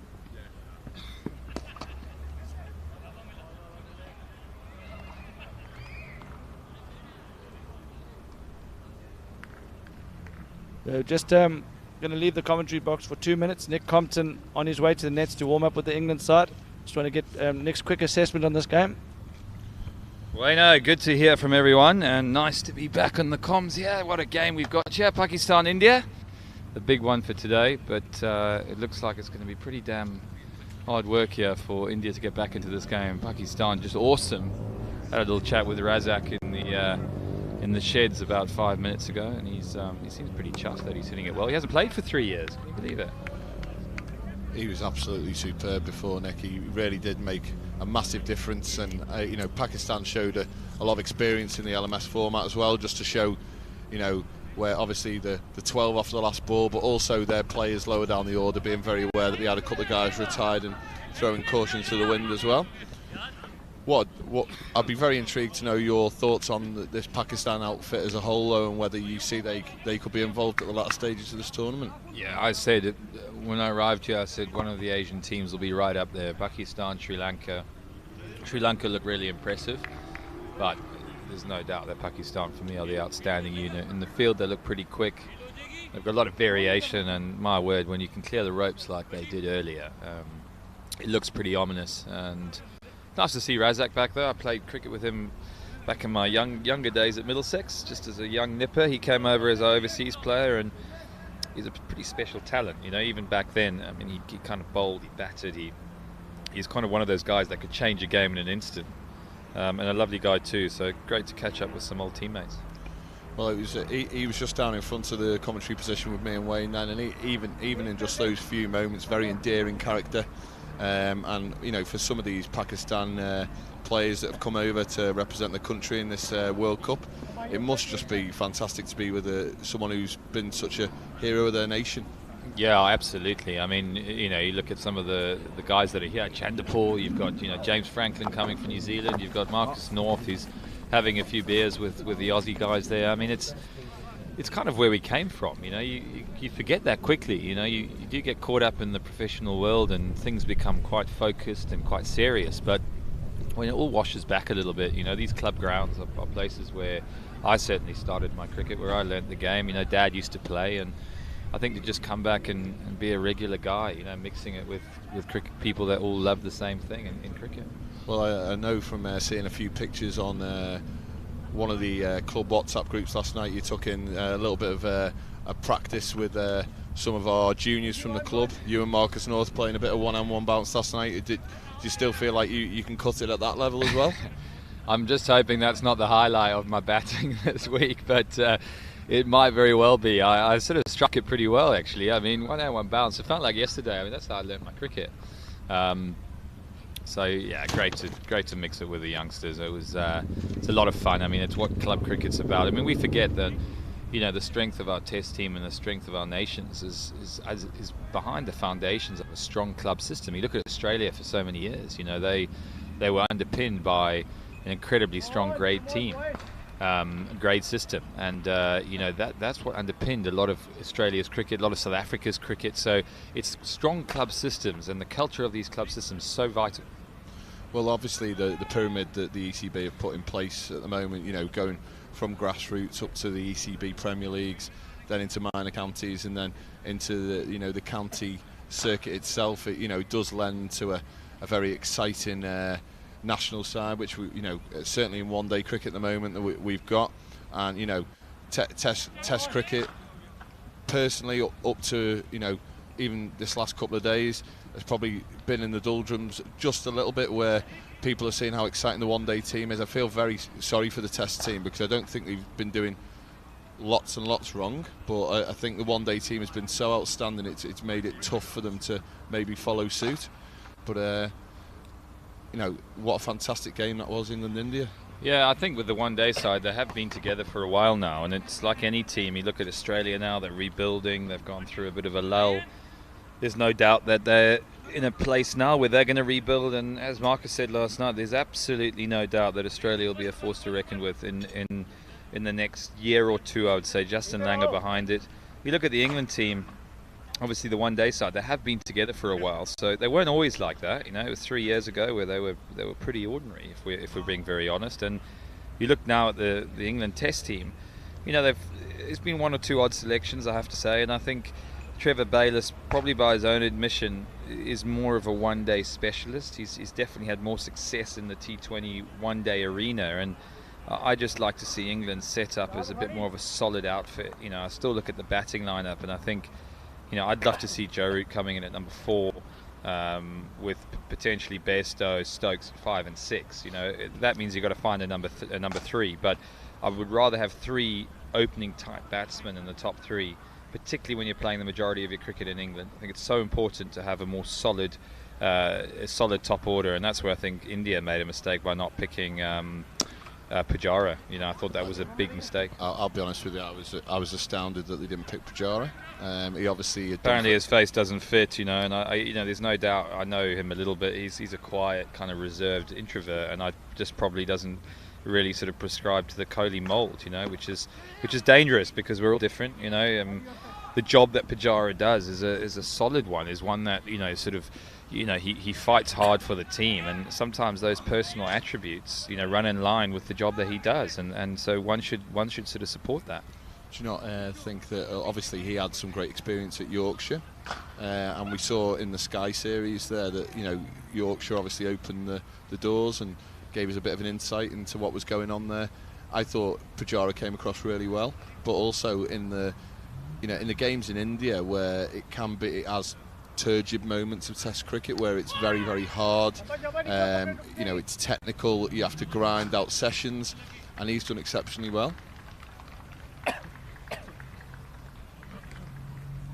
Yeah, no, absolutely. But I think coming back to this game, if we try and make it a little bit more about the times here, but no, I absolutely agree. I think what we're seeing here, particularly in these amateur tournaments, this LMS tournament, India kind of making their way slowly to 63 now of 9 overs. So I can't see them winning this game. I think the pace off the ball from the Pakistanis here is doing the job. I think the way to go here is to kind of almost take pace off and get a big score, take some pace off, and say, come on, man, you go out and force the pace. Well, from what I saw from the South Africans in the warm-up game the other day, South Africa are going to come at it slightly differently, and we'll be seeing them later on.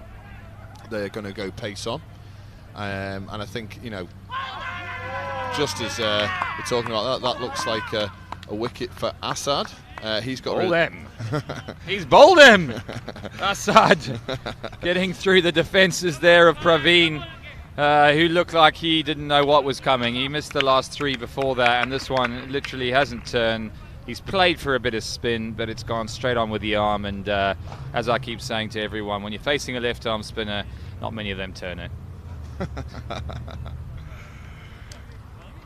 Definitely a man after your own heart there, Nick. Don't genuinely believe left-arm spinners can spin the ball, and if it does, it probably is the wicket.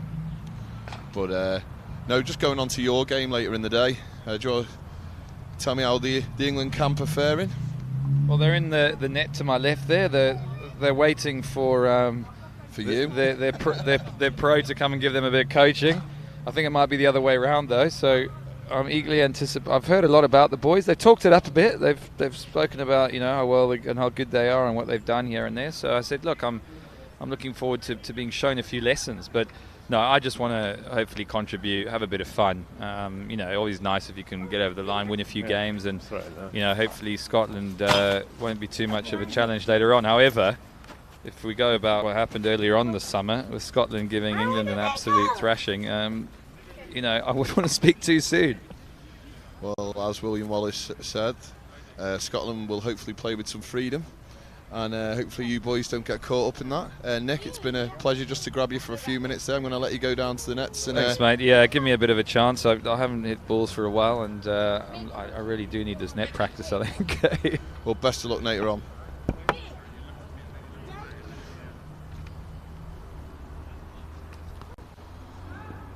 So with Praveen out on 37 off 26, that leaves Singh and Anurag to try and get this Indian side closest to this total of 201. As Wayne mentioned earlier on, if they can get to 160 here, they'll get losing bonus points, which will obviously help them a lot in the group stage later on. 14 and over, it's an awfully big ask, but certainly possible, as they brought Shahbaz Khan back into the attack at the Ron Fleet end.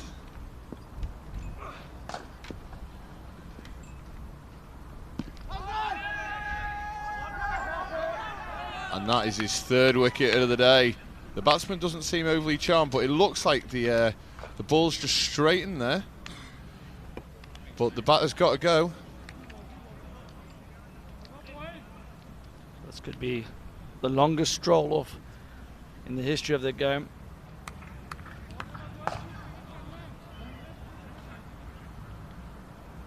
I think the batsman believed that may be pitched outside leg. Just watching the replay again, it looked awfully close to that leg stump. It's marginal call. We need that red line down the middle of the pitch. Maybe we'll bring that in for the next World Series. Well, I think our groundsman wouldn't be overly charmed if we put a red line through the middle of this wicket. I'm referring to the graphics there, Lee.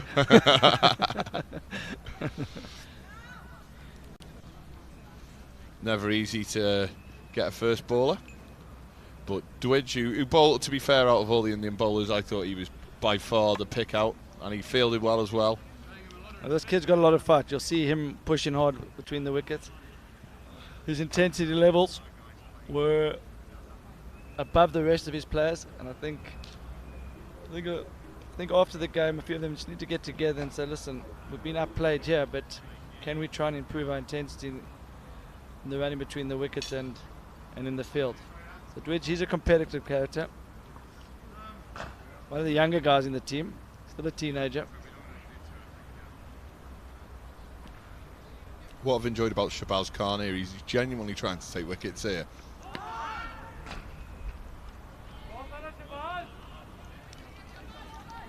Every ball he's running up, he's attacking the stumps.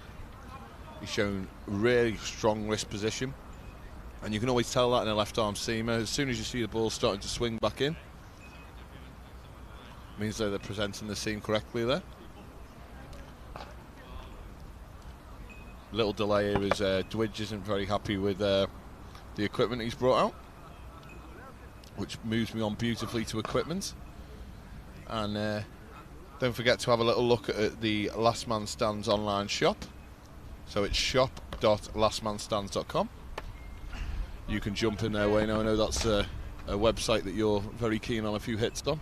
It's one of the entry points into Last Man Stands. It's all about coloured clothing and fun, and obviously every team is able to go onto the shop website and personalise their team logo. They're able to put their player names on the back. They're able to put their sponsors logo on the back, should they have one. So bus continues, just straight unlegged. Lee, I'm going to be leaving you shortly. The great Marcus North is going to be taking over from me in the commentary box and seeing the end of this game through with you. Obviously, I'll be a little disappointed in their loss earlier, but be good to get Marcus's insight into the final few overs of this game. Again, fabulous bowling by Shabazz Khan. As I welcome Marcus North into our commentary position here. Welcome, Marcus. Thanks, mate. It's a beautiful day, isn't it? She's all right. She's a good day today. How are you feeling after the game before?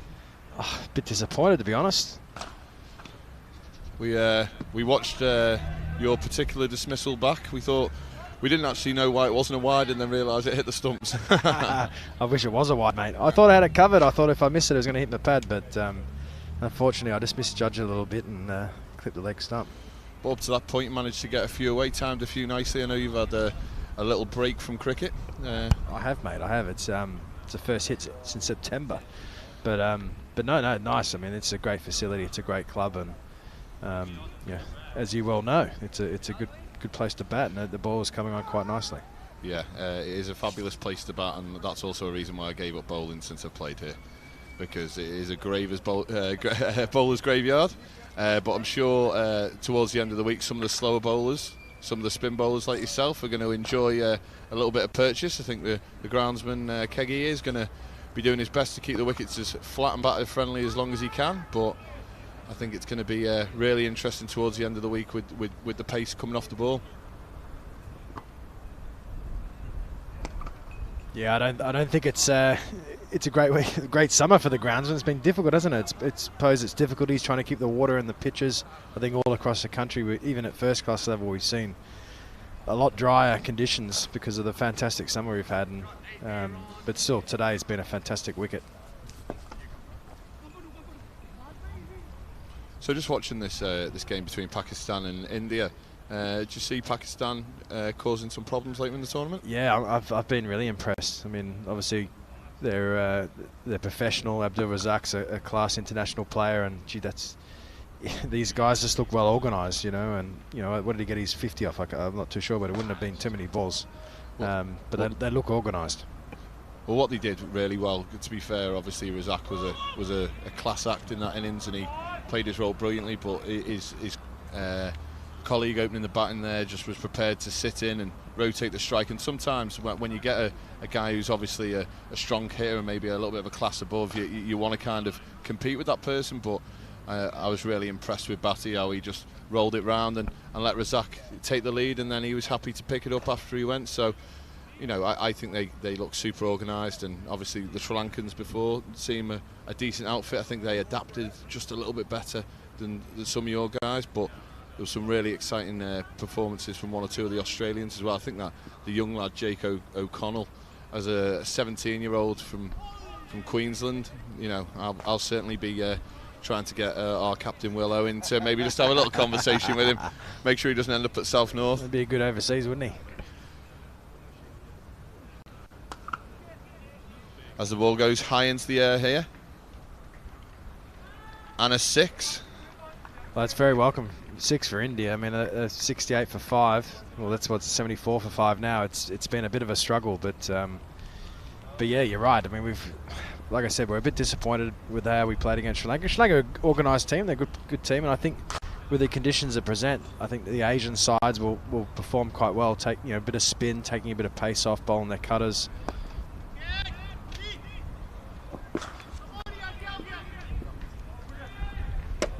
Well, that was a good effort. I mean, he was trying to get that catch there. I mean, the reality is that they're trying to finish the game off here, aren't they? But I tell you what, this whole concept, this last man stands, from a guy that's used to traditional formats, it's intense. You know, only 3 fielders on each side, plus the bowler and keeper, so 8 aside. It's pretty mad. It's not what I'm used to, but I certainly enjoyed it. It's very much stick or twist, and I do think the captains have an awful, it's easy to just set the 3-3 field and just hope that the bowlers, don't get hit into the gaps. But, it's been nice to see a couple of the captains maybe just, use the power plays, go to 4-2 fields. Also, maybe even bringing a fielder in, saving one. There's nothing worse, even in 11-a-side cricket, where you go into that situation where you're basically bowling for a single. I think in any form of cricket, dot balls are key, and it's been really interesting to see how some of these teams have played the same game but differently. Yeah, I think it's, like I said, it's a unique kind of concept. It's fantastic, but you're right. There's still room for captains to be a little bit creative. I mean, like I said, they've only got 6 fielders really, and that's pretty difficult. And a ground like this was just traditionally probably quite big for LMS standards, so there's a lot of gaps, a lot of holes to go. So I think we've seen a lot of captains pretty much stick to the traditional 3 and offside and 3 on leg side. But I think you're right. I think there's moments in a game which you can kind of mix it up a little bit and try and put a bit more pressure back on the batsman. That was one thing that I definitely picked up from the Sri Lankans in your game, that they definitely moved the Australian field around a lot more, picked up a lot more twos, and obviously maybe you dragged it back so brilliantly in those kind of overs between 10 and 17, and then all of a sudden they finished really strong and maybe left you needing probably 10, 15 more than you probably wanted to. Yeah, I think from an Australian point of view, we probably let ourselves down a little bit in the field. Probably gave them 15 to maybe 20 runs with a couple of missed fields, a couple of drop catches, and I think it just exposes how important it is to, when you've only got the 6 fielders out, how important it is to be really good, really sharp in the field. And we know, watching traditional T20 format, that teams that field well and can save runs, if that's a better way of saying it, it normally has a result on, or has an effect on the end result. And I think more so you get exposed in this format, and an extra 20 runs we're chasing, was, at the end of the day, was probably the difference. Just back to this game quickly, just having a little look at some of the bowling figures here. Standout performer, I've mentioned him a couple of times, Shabazz Khan, obviously swinging the ball beautifully as a left arm over, only going at 4 runs and over with his 3-for.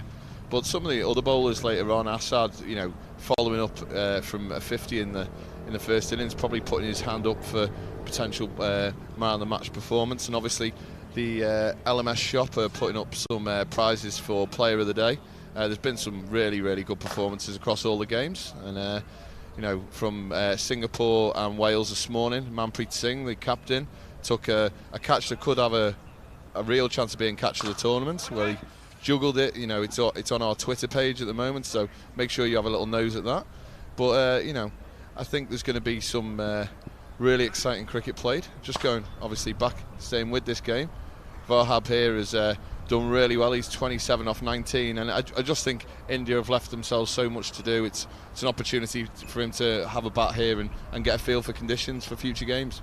Yeah, look, it's one thing about Pakistan you can say, I mean, that's a fantastic shot over cover in that gap there. 1 bounce for 4, but Pakistan started so strong with the bat. They look really well organised. There doesn't seem to be too many weaknesses in that lineup, and certainly when it comes to the explosive batting that they showed with Abdul Razak leading the way. But their bowlers, they look well organised, like I said before, and there's no real weaknesses. They've all kind of played their part. And another big shot, could this go over? And it has. It's another 6.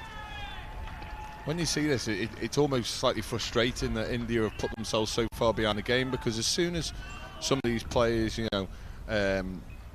Praveen, and now it's Vahab have opened up the shoulders. They've shown that they've got such skill to be able to clear the rope, but they've just left themselves after that very poor power play, just way too far back. Yeah, I think sometimes, when you're chasing 200 plus, it's you maybe put some pressure, or sometimes you maybe look a little bit too far ahead and think you have to kind of do too much too early, rather than just kind of playing good cricket shots and being quite positive. You lose early wickets in this competition, certainly with only 8 aside. It puts you under a hell of a lot of pressure. When do you think the best time to bat is? Obviously, you came in I'd say the very much the middle order. We've seen Mendes batting up the top. We've seen Razak up the top. Is there maybe any scope for you to maybe shuffle up, or do you think that role in the middle order is going to suit you as the competition goes on? It's a good question, actually, because obviously after our game today, we've had a number of conversations about the order and how we can maybe get players maybe batting in a position which is going to be better for the team, but also better for their individual skill. And I think you're right. I'm not sure if the middle of the order is right for me, and we could kind of mix it up. I mean, that's the thing with the Australian team. We've got some really talented players all the way through. Even a couple of guys that had missed out tonight this morning can certainly play a role. So I think batting higher up is a really good place. I mean, it's funny, isn't it? It doesn't matter if it's 20 or 50 over competition or whatever format it is. If you can kind of get in there and dictate the game early, it's always a good time to bat. So hopefully I can maybe squeeze myself up and buy a few beers for the captain and see if he can get me up the order. Sorry to jump in there, mate. There's another 6, and it just shows they've put their foot down, the Indians, and this may just give us a small insight into something that we may see later in the tournament, Marcus, because it took them a little while to warm up here, but all of a sudden it's raining bombs. Yeah, well, it's just from what I've been told, this is what LMS is all about. Some big hitting, and we're seeing a great display at the moment. And just to compliment that massive 6 down the ground, he's just rocked back and tickled that past the keeper's gloves. Lovely piece of timing and placement there. And all of a sudden, the scoreboard moves on. They're on 104 for 5. And that's a retirement for Vahab. He's been probably, with Dwidge, the pick of the Indian players by quite a distance. But it just does give us a little sniff that maybe there's a little bit more to this Indian side than what we've seen. Yeah, I think so. I think you could probably, you'd never want to write off an Indian side in any format nor any competition. I think we've seen enough today that there's some really talented players, and that innings there is certainly that. I think it's just been a bit of a bad day for the Indian team. Pakistan, I think, have played at their best. I think the way they started with the intent with the bat has been superb. They've bowled very well. They got the early wicket, so it put India under a lot of pressure. But hey, it's only day one. There's a lot of cricket to be played in this tournament. Well, the one thing that we haven't factored in, Pakistan have been very lucky here that obviously they've scored so many runs and took early wickets that they've not actually had to bowl Abdul Razak. I know, seeing him down in front, we mentioned it before, he looked extremely stiff. So age has maybe caught. I was going to say, he's not a youngster anymore, is he? But even in the being able to maybe get him off the field, not having bowl in this game and save him for another game where it may be a bit closer, that could be really important later in the week. Just hinting on, obviously, as you get older and you start to, your role in a team changes. You spoke about fielding in 2020 cricket. Did you notice your position changing in the field as your career went on? Yeah, absolutely. And it's another great shot from the Indian team there, just wide of mid on for 4. Look, one thing that I was never in the bracket of being quick around the field or overly athletic.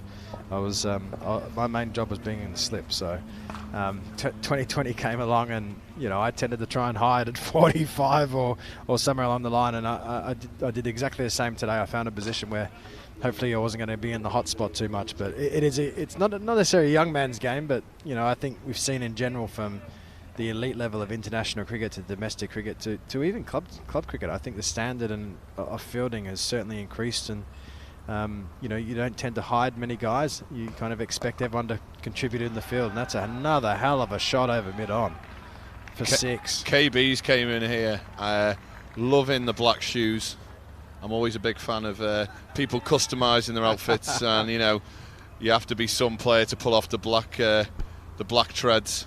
So, as soon as he's walked in, he's just got this attitude and demeanour about him that he just means business. Maybe the Indian order maybe could be flipped on its head, because I'm really enjoying this this late attitude to it. Maybe it's still game on at 19 and over. Assad 1 for 35. One ball left in his spell. Straight down the ground, very quick outfield here. It's going to test the fielder. A lovely piece of footwork there. There's nothing wrong with the boot. Oh, bit of excitement from Dwidge there, and that brings to the end of that over. So that's 119 for 5.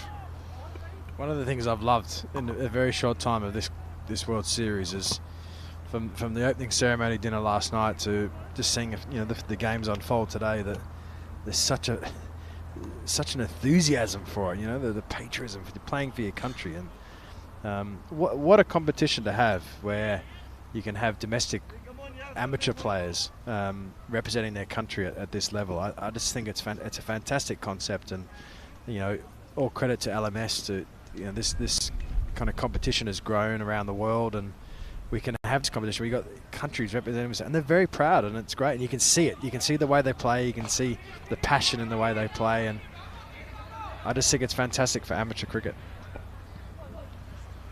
Talking about people representing themselves, the countries at a World Cup, Marcus. This is obviously it was something you never got to do as an international with Australia, so it must be great in the twilight of your career. It's brilliant. I'm loving it. I said it last night. I did a Q&A with Nick Compton, and I one day format, certainly international level, wasn't my strength really, and this is my first World Cup, and I'm loving it. I've got the canary yellow on, and it's absolutely brilliant, and the guys have made me feel very welcome, the Aussie boys, and I can, like I said, talk about passion and representing your country. From what I've seen in the last 24 hours with the group of players that I'm privileged to play with, it just oozes out of them. They're just loving every minute of this. I must admit, the opening ceremony last night, seeing all the blazers and seeing all the colour, and I just loved it. And while we're talking about how nice the opening ceremony is, it literally is. It's game on here as KB plants his foot down and hits another 6. I tell you what, this bloke's gonna have to keep doing this if they're gonna get any close. But where was this bloke 5 or 6 overs ago? Especially when you're chasing 200, I definitely think this lad maybe enjoy talking after the game, because I definitely think he could maybe talk himself up the order. I just love that he's got black shoes on. He's got the black Under Armour, compression garments on. And look at him. Look how cool he is. He's just chilling there. He's just relaxing. He's just sitting on his back. Another 6. Come on, when's the next bowler coming on? Because I'm going to take him down. Maybe if any of the international Kiwi lads are watching us online today, Marcus, that maybe they could. I could imagine Tim Southey or Trent Bolt running in with a pair of black treads on. It'd be following on from KB from LMS India. That would be something special. He's got the MS Dhoni style too. No hat, no helmet. But straight away, it's shown, hasn't it? He's came in, he's 19 off 5 balls, and all of a sudden, Abbas's figures of 0 for 44 off 3.5 overs. He's bowled a wide. He's putting Pakistan under all sorts of pressure.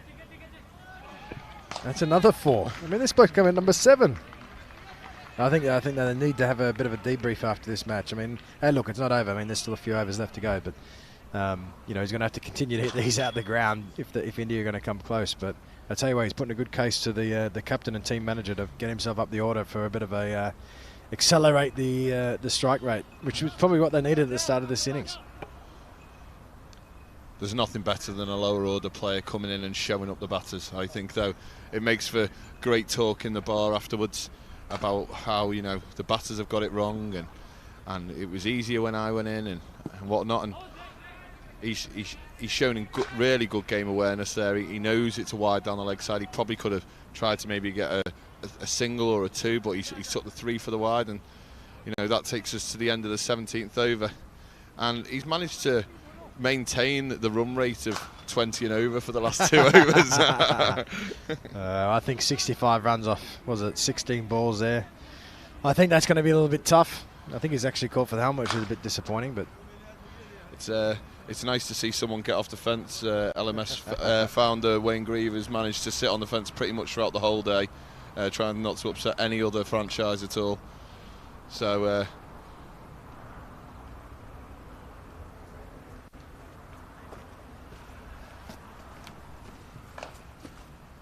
and KB, to be fair, not only has he called for the helmet, he's gone for the backward hat as well, behind the helmet as well. So this guy's got his own flair.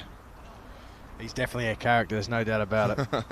I mean, back in my home country, Australia, that's what I used to see. It's more slip, slop, slap, you know, a bit of a hat backwards just to keep the sun off. But no, he's definitely got his own style. He looks, like I said, he means business, and I like seeing those guys because, you know, a bit of character in the game is always good.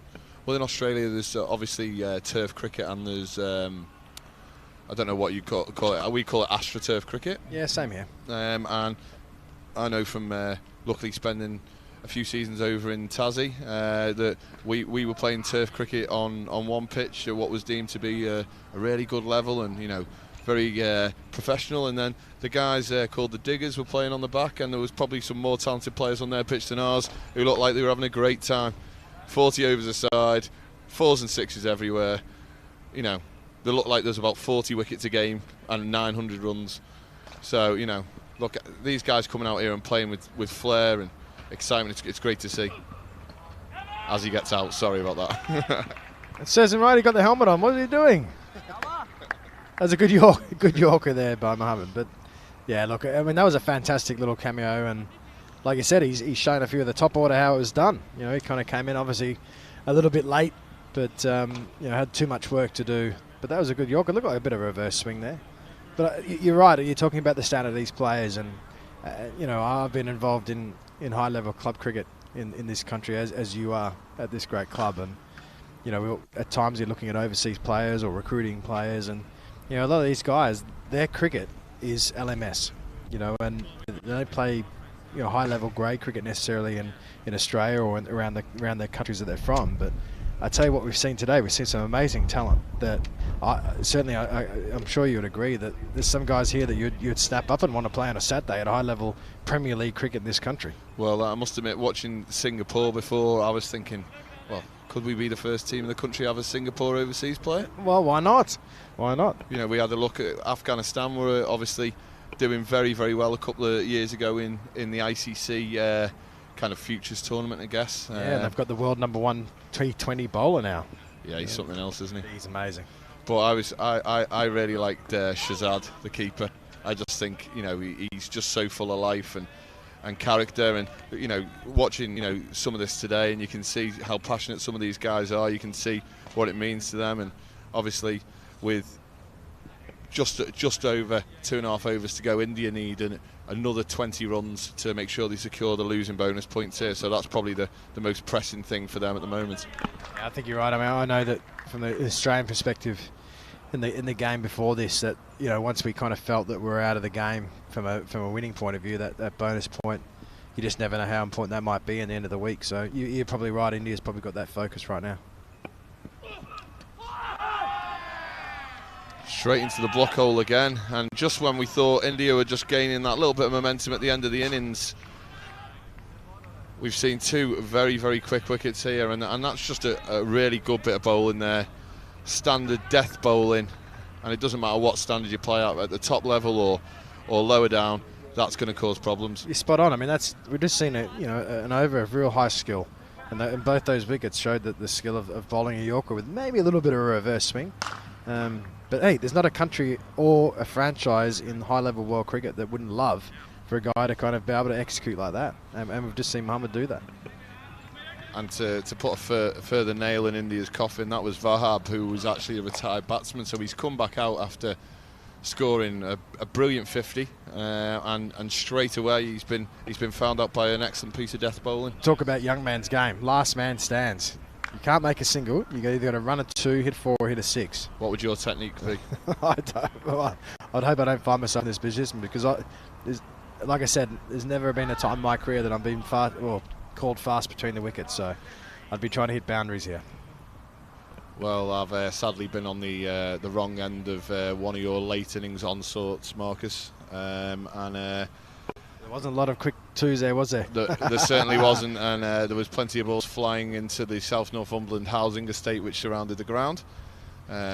quite happily mention that it was Warren Goodwin bowling. But up to that point, it had been a very patient knock. But this guy, Dwidge, has got a massive job to do here. We spoke about this bonus point he needs to find in this next one and a bit overs, 19 runs from somewhere. Well, it's the first time I've seen a last man stands batting by himself, and that was our Australian's captain. And he did the job. You know, he got us through to that bonus point. So, you know, he's I tell you what, those 4 byes are going to certainly help the cause. That's one thing I think from this first day that we've watched. We've seen a couple of teams employ full-time wicket keepers, and we've seen some teams go with the batsman keeper option. I think as the week goes on, especially as it starts to spin and it starts to go up and down a little bit, the wicket, which any club cricket wicket would with this amount of cricket on, I think that the job of the keepers is going to become really tricky. Yeah, I agree too, and it's not just about, you know, taking the balls from a bowling delivery, but it's also being clean around the stumps, or, you know, from the throws coming into the field. You know, I think they're the ones that you get the full-time keepers that have that kind of class to make some poor throws look good, and, you know, I think having that out-and-out keeper is going to be pretty important. Did they not play LBs in this competition? Well, I didn't see that on the screen. He was extremely lucky earlier in the innings where the ball pitched a little bit outside leg. You've got a replay here, and I think you're spot on. Good umpiring that. He's good from here to definitely pitch that side leg. Out and out batsman, Marcus. So you know, it's either pitched outside leg or hit me outside off. So, you know, no point changing a habit of a lifetime. No, I couldn't agree more, mate. So for you, so you're up for the whole week, are you? What's the plan? I'm here tomorrow, and then I'm back down on Friday. So hopefully we can change our ways tomorrow and get off to get a win under our belts. I mean, they've got a confident group of players, like I said, talented Australian team. So we came up against a very organised Sri Lankan side today, and which I think will probably go quite deep in the competition. So, you know, it's certainly no embarrassment to lose to such a team. But it's important that we pick the pieces up and get some points tomorrow and play well. We'll learn a lot about our team and the way we kind of balance ourselves from our batting lineup and try and eliminate some of the mistakes we made in the field today. But the other guys seem pretty confident. Like I said, some talented group, and get a couple of wins, and, you know, we should be competing at the back end of the weekend.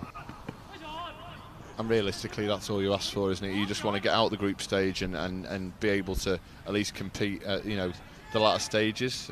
Quite a fortunate 4 from Dwidge there, as he Chinese cuts it down to the fine leg boundary, which does mean he actually puts him in play for the opportunity to get the bonus point, because obviously you get the home run off the final ball. That's right, yeah, and I think we saw that with Pakistan, didn't they? They hit a 6 off that last ball of their innings, and it counts for 12. Absolutely. Felt very, very sorry for Praveen. He bowled an amazing last over, had gone for 3 runs, and then 1 ball later he's gone for 15.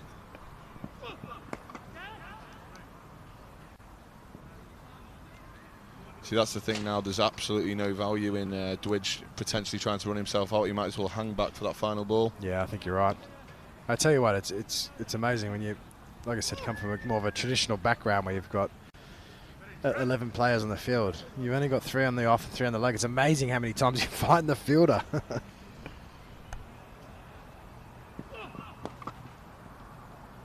Just punched down the ground again. And like, oh dear. Dwidge has gone, has decided to, he's got back. He's judged that very, very well. But he's still realistic. Oh, that was the final ball. Sorry, the scoreboard haven't quite caught up with us. So well done to LMS Pakistan. They've ended up winning this derby game quite comfortably. And as one of the players runs onto the pitch with the flag as well, I know how proud both nations are. I know what a massive rivalry this is. So I'm sure the Pakistan lads will be having a lot of friends and family watching at home, and they'll be absolutely delighted with this today. And I think they've shown the whole tournament that they could be a force to be reckoned with. Yeah, I think it's arguably, well, being Australian, I would say the Ashes against England would be the biggest rivalry, but I think we all know that India versus Pakistan is a huge deal in the cricketing world, certainly in Asia, and Pakistan will no doubt take a lot out of this win. I think India shouldn't be too disheartened by this. I think they showed some really good character at the back of the innings. We saw some really good cameos. There's no doubt they left it maybe possibly a little bit too late, but that's what happens when you lose some early wickets. But you got to give credit to Pakistan. They looked very organised today. That they came out of the blocks flying. Huge credit to Abdul Razak. He's a world-class player. He's shown it on the international stage, and he must be in his early 40s now, but he still looked in fine form. I spoke to him last night, and he said he was training and been preparing for this competition this week, which doesn't surprise me. But Pakistan looked very well, played a really good all-round game, but don't write India off just yet. I think they'll still have a big impact to play over the coming days.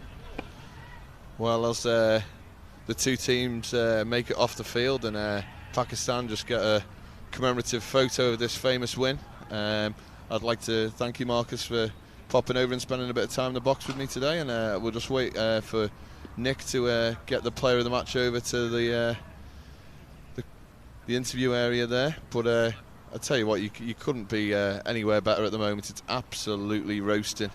I tell you what, I'm going to say this live on air, that the Aussie boys even said it was, geez, Marcus, how hot is it? They're really baking, and I've always said this, in the UK it's a different heat. If you get up to mid to high 20s, it feels like mid 30s back home in Australia. And this summer has just been amazing. We've just what a opening day to have. Clear blue skies and fantastic weather and some really good cricket to match. So we've got another couple of exciting games to come. I'm looking forward to seeing how England go in the last game of the day. Well, it's a massive game, isn't it? England, Scotland. You don't get much bigger. Well, in footballing terms, that'd be a massive rivalry. Hey, talk about football terms. What we've seen the cricketing terms sevevel months ago when Scotland turned you guys over, and then we turned Australia over. So technically, that means that Australia are worse than Scotland. Come on, mate. We had our third 11. I must admit, mate, I'm extremely excited to see some of the Australian players back. Obviously, I know some of the guys have made some mistakes, and they're spending, when arguably your best players in your country are playing in the Canadian Premier League. It's a sad moment, really. Yeah, I mean, without going into too much data, it was very disappointing, those events that happened, and sometimes they happen for a reason. And I think Justin Langer, as the new coach now, will certainly contribute to a change of culture, which I think the Australian cricket team needed. But those guys are doing their time. But they're out of top level cricket for some time now. So, but yeah, it's the way it is. But like I said, it's LMS time, and it's some really good cricket we've seen over the first 3 matches of the first day. Well, I must admit, I was quite surprised that Mr. Smith, Warner and Bancroft weren't drafted in for this, as it's not officially affiliated. But we're delighted to have you here, Marcus, for tomorrow and for Friday, and hopefully at the back end of the week we may see you in the latter stages as well. But we're going to go over to Nick Compton and the player of the match.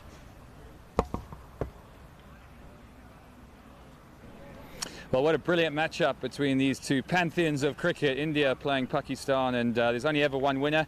Pakistan got a huge 202 after their allotted 20 overs, and India fell short at only getting 150. I've got the losing captain, Mr. Kohli.